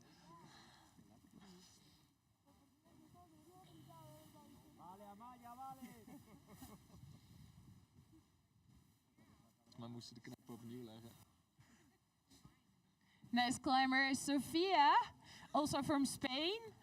And I just heard, I was wondering if every Spanish climber is all the way from the north. But the coaches just told me they're from everywhere around in Spain. They're running quite a fierce selection to get into the team. And so they're from all around. Just got her jacket off. Going Tools to get ready. her ice axes into the ice. And there she's off.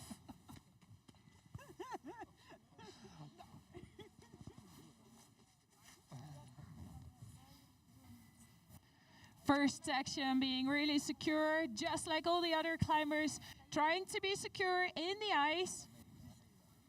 Because the athletes are so used to the judges staring at them constantly at Yeah. World Cups, everybody has these habits of Like taking off. yeah, and I'm just like, She's just moving into side, coming over this ice bulb, moving from zone to zone, because these blue stripes are zones, so actually points for the climbers to get.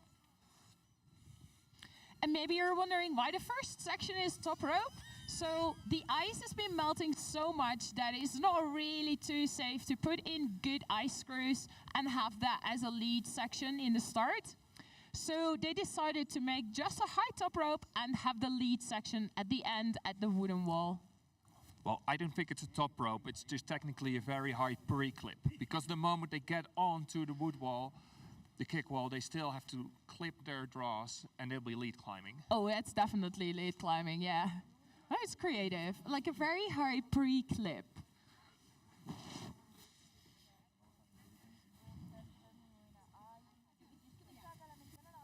And it ain't easy to make it to this head wall. They really need to climb fast, get a good rhythm, and be safe on the ice. And then on the rock section, find the right holes to make it to the final part of the wall. So many different things they have to consider whilst making every single move.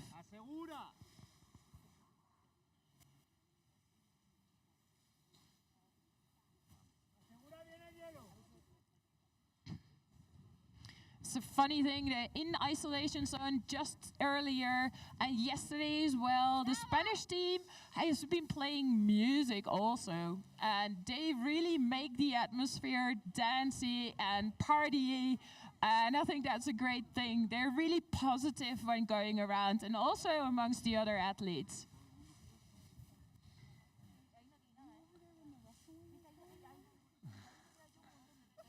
Ah, yeah, and I just got mentioned, yes, they were having wrestling competitions too. Maybe not the safest thing, but everything went all right, and maybe that's the greatest warm-up there is.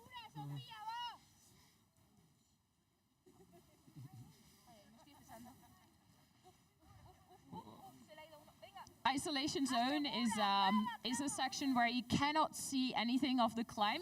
There's a little warm-up wall, there's a place you can sit, there's a warmer section and a colder section where you can choose where you're at. And it makes it comfortable for all, but still a very weird environment to be in, waiting till you actually can do your climb.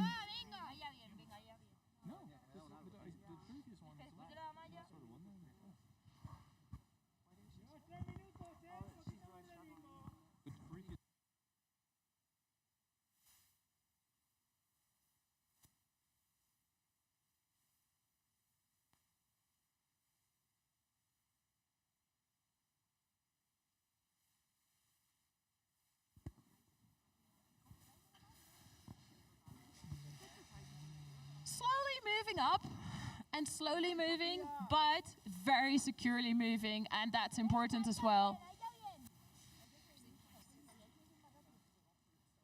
She's wearing number 9 on her shirt, and actually those numbers are pretty random, so it depends on when you subscribe on the competition which number you're getting, not necessarily on which ranking you have.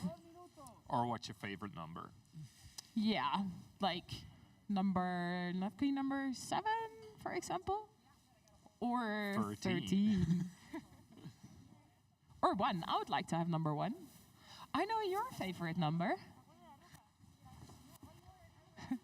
Ah, that's inappropriate for youth competition.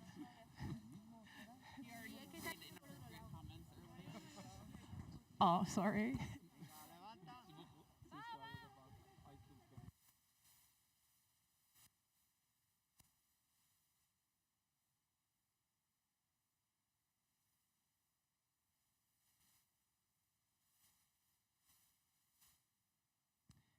Very securely, continuously moving.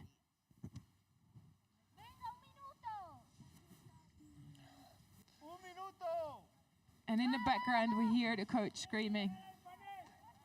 And they can use every part of this rock, but they still have to follow the line to where the anchor is attached to the wall, where they start leading.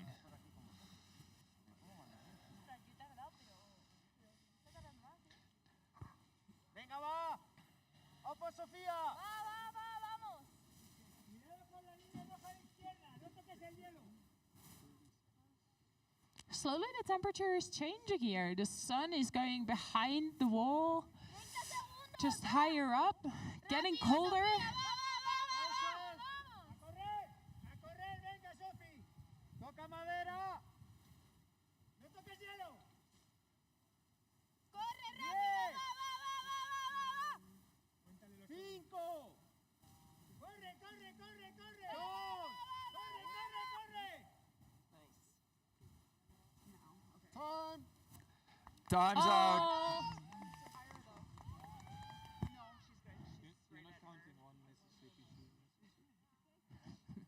And that was it for Sophia. She made it all the way to the wood section though. And now I kind of have to give the microphone away because I think my voice will be will be clear without the microphone, I guess. So I'm going to give this one back to Don. No, who's Dennis back. gets that one. Oh, Dennis gets this one. Well, I'm going to yell. Thank you, Mariana. So next one up, last girl under 20, all the way from the Netherlands, will be Jaden. Jaden did so good on the qualifiers yesterday. Really climbed with a lot of speed. It was really impressive. Yeah, she had a really good pace, practiced that with speed earlier. She actually had the fastest run of the ladies that day. Oh, wow. But that was in the qualifications. She couldn't do it again in finals, unfortunately. It's hard at this altitude to be able to perform like that constantly, over and over and over. It is really hard, and we live sub-sea level, like we're minus 20 under sea. So this is, what is it, 6,000 feet, is that? 8,000. 8,000 feet, yeah, that's really high for us, or for all of us, right? Yeah, for a lot of people. The wind is just picking up here in Ouray. And we're supposed to get some pretty big wind gusts this afternoon, so let's hope that holds off until after the event is over.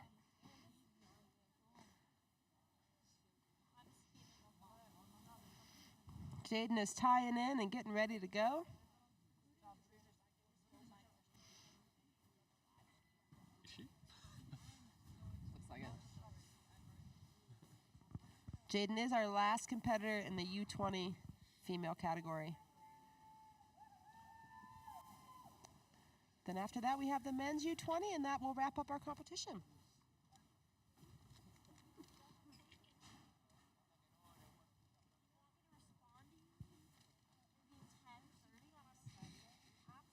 Zou ze nu een water vallen? Ik heb iedereen ik mocht er niet naartoe. Nee. Dus ik heb iedereen instructie gegeven om de echte begeleider aan te doen. All right, Jaden's getting tied in. She looks like she's getting ready to go. So for Jaden, this was the first real ice climbing this week. Yeah, it's my understanding you all went to the beautiful Vail Amphitheater located in Vail, Colorado. Yeah, we flew into Denver, so it was on our way here. And it was just a perfect place to hang out, do some real ice climbing. She scratched a real rock down there. And I think that helped a lot for her start today. Ouray, Colorado is home to the Ouray Ice Park and a lot of backcountry ice climbing and mixed climbing as well. The Vail Amphitheater over there in Vail, located just a few hours west of Denver, is a fantastic location as well. We're really lucky in this area to have so much amazing climbing, right? Very accessible, actually. Okay. It's like 10 minutes walk, took an hour. And Jaden is off. Trying to find a good pace into the ice. All right. Coach is behind me. I can hear her. We got it, Jaden. You're going to get up this climb. You're doing great. She is the last competitor in this category. If you are interested in seeing the results live and see where people are, what the start lineup is for the U20 males, please go to UIAA.results.info.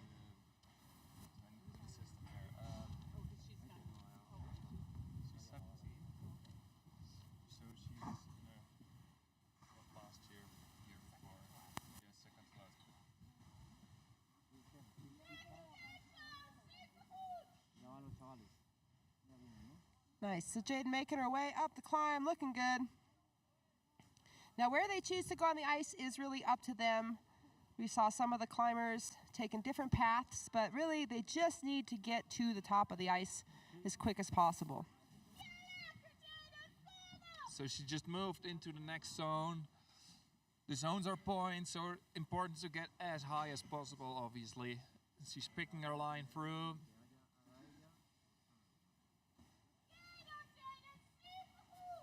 These climbers did get a chance to climb this route yesterday in qualifiers. So that's kind of nice. So hopefully it'll help them move a little faster on this bottom section today. But the top of the tower has changed. That's what the difference will be today.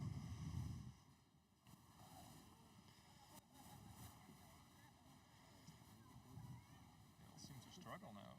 Okay. And she's making big reaches over the ice bulb. We got a super. You're doing awesome. Yeah, that's the American awesome. Sorry. Super. I think the Dutch thing is equivalent. It's just like super.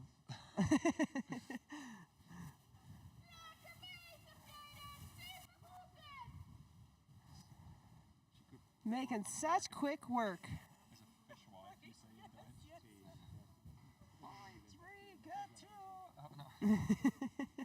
All right, making her way up the climb. Such good progress. Doesn't look to be slowing down. Her pace actually seems to be speeding up, actually. She's keeping a good pace.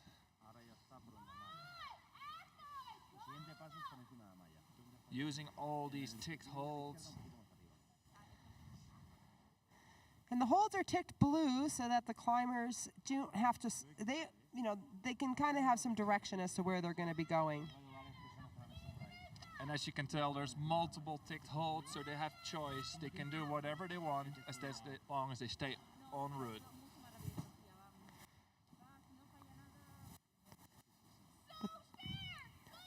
The points are, though, only in the blue holds, is my understanding. So if they use something that is not an official hold that is true, they don't get points, correct? Yeah, that's like using your hands, which you can do. As long as you make progress and touch holds along the way, you will get points. But if they touch any non-marked holds, they will not get points for it. But obviously, when you make your way through, it helps. Yeah.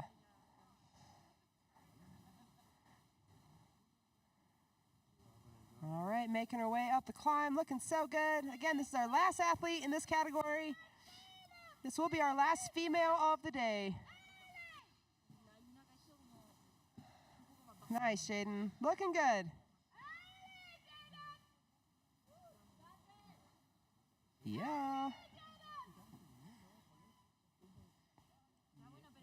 This boundary has been clearly marked now for these athletes. No questions on this one now. Yeah. I get nervous here, though. I'm squeezing the microphone so hard. I know. So she made it through. Let's see how this transition goes. Very nice. So the athletes then transition right there from a top rope to a lead.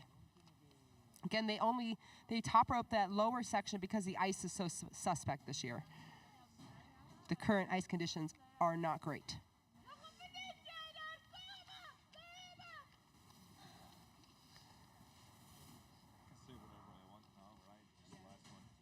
So she's making the transfer into the head wall. That's awesome. Come on, reading that route so well. If she keeps the pace, she can definitely make it. Oh, come on, Jaden. Oh, little skid there. Come on, Jaden. Little higher. That's all you need. Come on.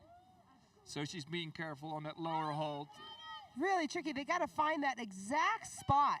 And again, it's just like as small as the point of a ballpoint pen. So finding that exact spot and then holding that tension is really incredible. Oh, nice one. Oh, you can see she's a little upset, but that was a good go, Jaden. That was such a good go. Jaden, hoofd op, je hebt gehaald. Nice job. Woo! Yeah, Jaden. She's so unhappy. She doesn't realize. Hey, Jaden. Hey, Jaden. That's a medal for you. Jaden. Yeah, Jaden. It's always so tricky. It's always so tricky as the climber. You can, yeah, you can see she had that hunger to reach the top, and she was denied just due to a slip. And you can see that little bit unhappy. She really wanted to keep going. Aw, Mariana, I love her. Yeah, the coach is so happy right now. This is how I get too. I know how Mariana feels because when I watch Kat Shirley compete here in the Ouray Ice Fest, I am literally in tears the whole time. So I get it. I get it. And so is Marcus. So proud of you. So proud of you, Jaden. Your coaches are super psyched. What a good job, Jaden.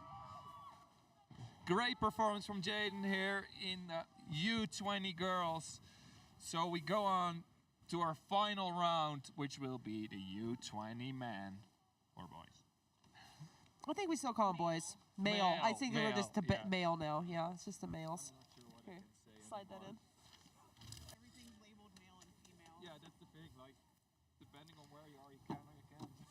Okay, our first two climbers are coming from Mongolia. We have our only Polish climber, two Liechtenstein climbers. Oh, sorry, three Liechtenstein climbers, a Swiss climber, and a Spanish climber. Yes. This will be our last category for males and females. This is our last group to compete in the U20.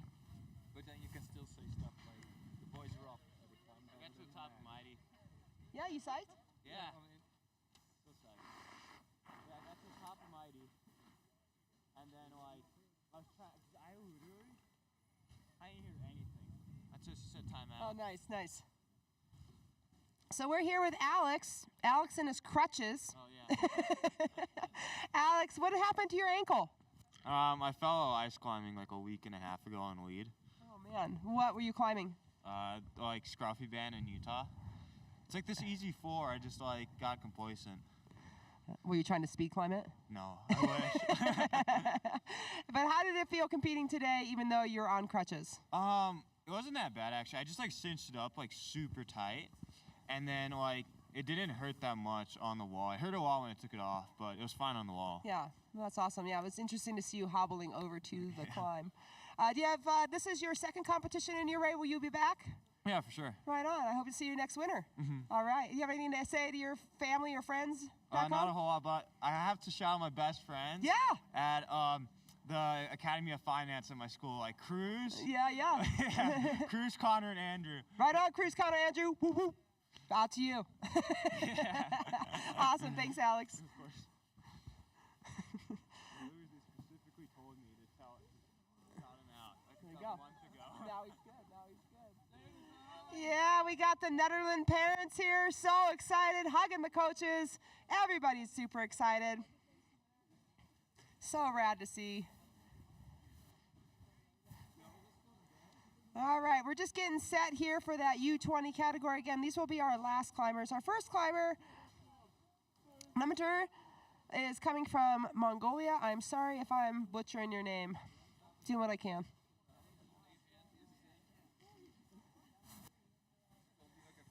If you're just joining us, we're here in the Ouray Ice Park in beautiful Ouray, Colorado, located in southwest Colorado.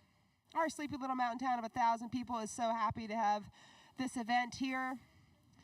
So awesome to be on the world stage showcasing this beautiful resource that we have. This beautiful resource being the Ouray Ice Park, free and open to the public every single day. But we do need your support. This place is not free to run. The best thing you can do to help us support this event is to become a member. Membership is available online at the Ouray Ice Park website. And if you become a member, you know that you are supporting the ice park. All right, first climber just left the ground in that U20 category. Nummetinger is now climbing. He did win our speed climbing competition yesterday, and he was the one that was the most terrifying to watch on the qualifying go. He climbed like he was still speed climbing. So it's nice to see that he's reeled in a little bit here. That controlled chaos is more controlled today.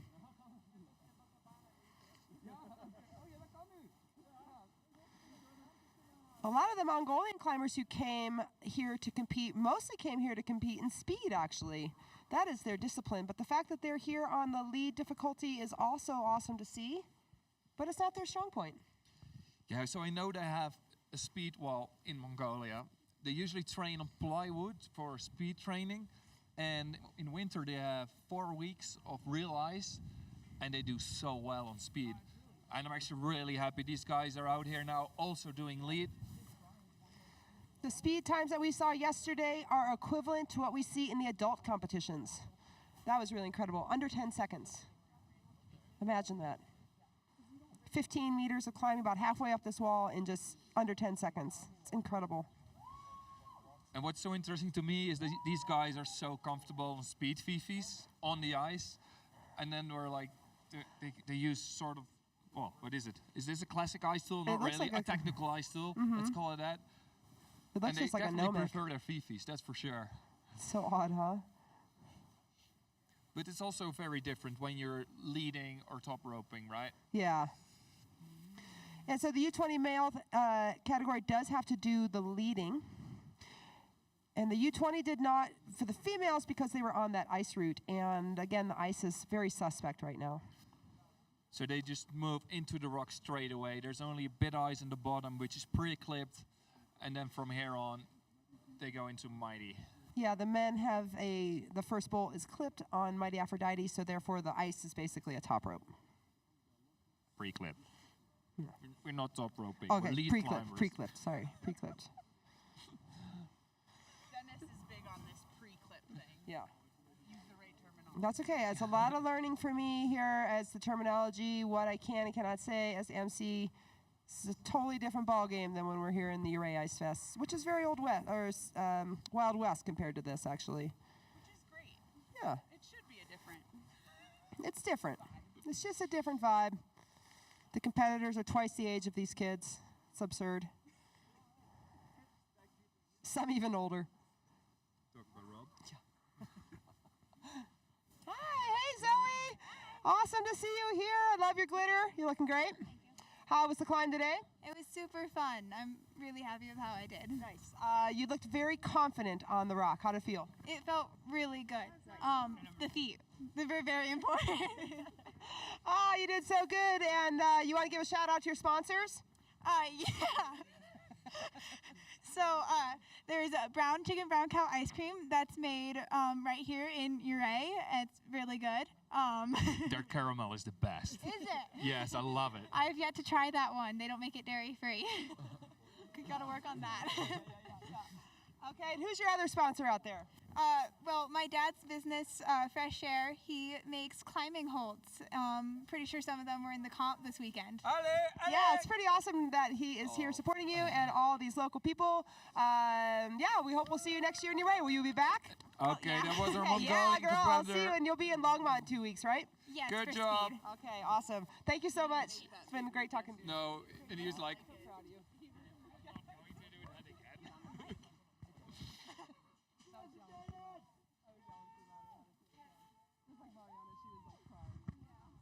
she's like, You should be so proud. She did awesome. you. You did very good too.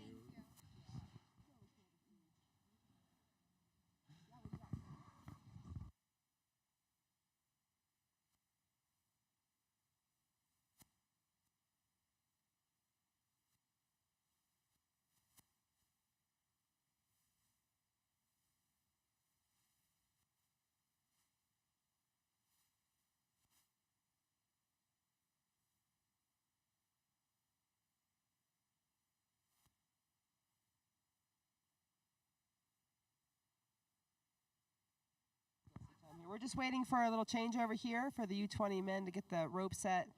Our Mongolian climber came off a little bit low on the climb, and so the belayers are just resetting everything at this time.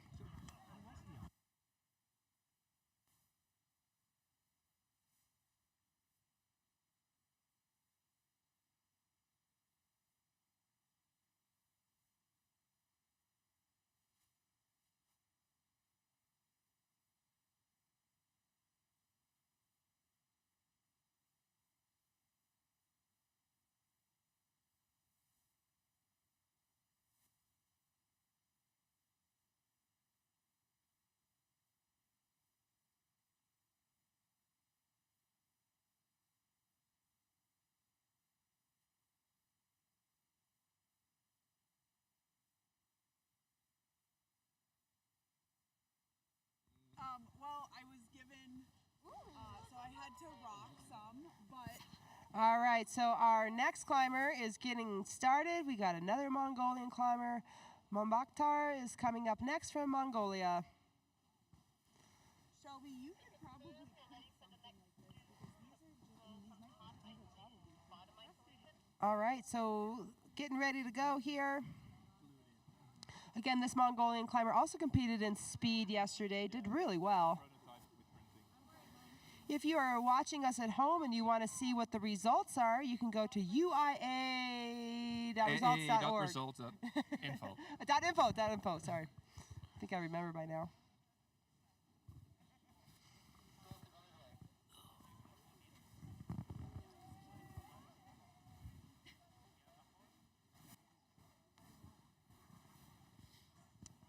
So while we're waiting, let's just give a big shout out to all those sponsors that make this event happen.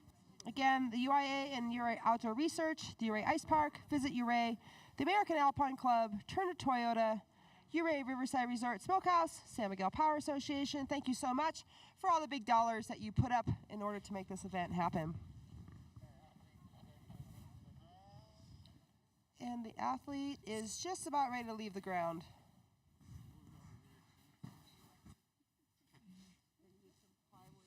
Munkbatach.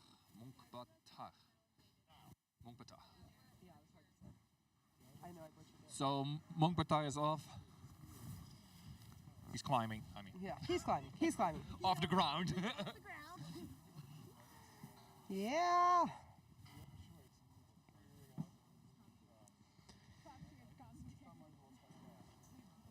Looking good. So he's just leaving off the ground, making his way up the initial ice.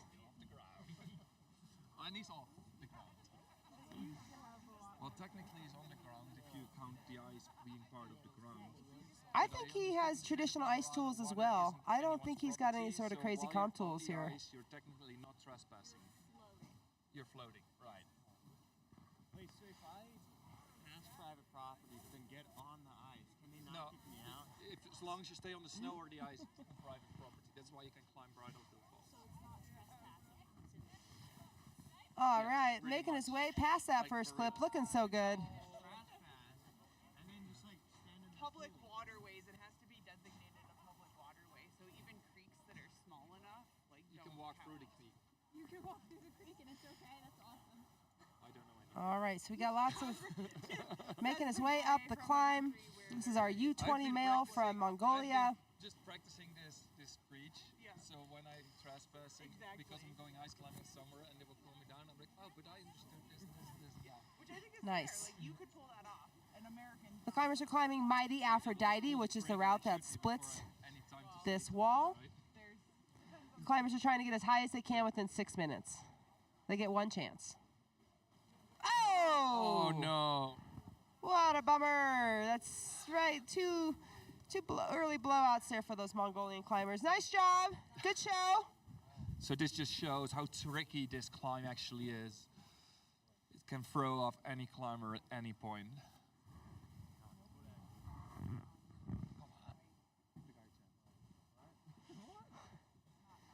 All right, so he'll be coming down, and then our next climber, Daniel, he is our only Polish climber to be here.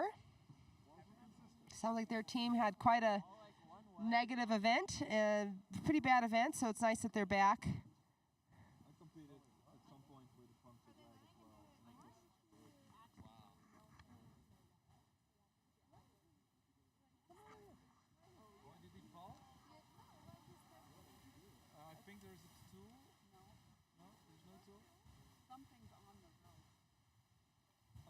Lip is like upside down.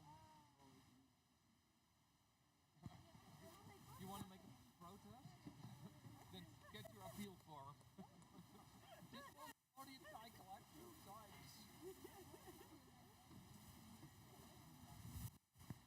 All right, so the climber, even though he came off as helping the belayers there, there's a little bit of twist in the first quick draw. That first quick draw has a big swivel on it, and so it's really easy for it to get twisted up when they're pulling the rope back down. So that climber is just fixing that at this time.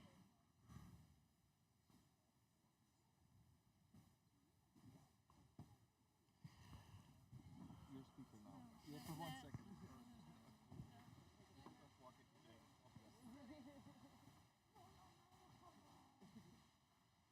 All right, while we're waiting for all this to change over, let's just talk a little bit about the Ouray Ice Park. The Ouray Ice Park is located within walking distance of town.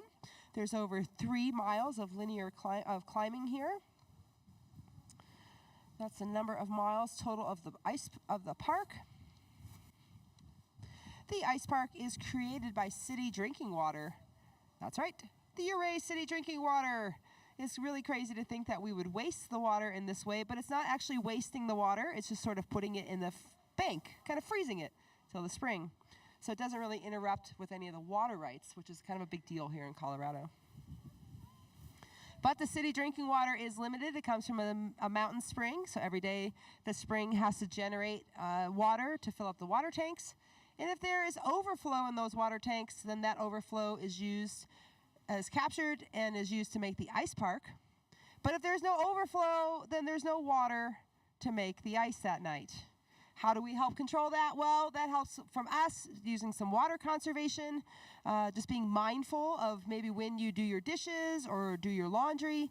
The ice park does need the water between 4 p.m. and 7 a.m., so maybe adjust your shower time, you know? Don't flush the toilets at that time. We're just trying to conserve water while we're on this current water system. But if that's kind of annoying to you and you're like, I just want to waste water. What's up, Don? Well, then you should donate to the Our Water, Our Future project. Because Our Water, Our Future project is going to move the water source from off the city's water, drinking water, to Canyon Creek. So if you want to help support the ice park and be wasteful with water, then please donate to Our Water, Our Future campaign. I really am going to enjoy looking back at the live feed comments right now.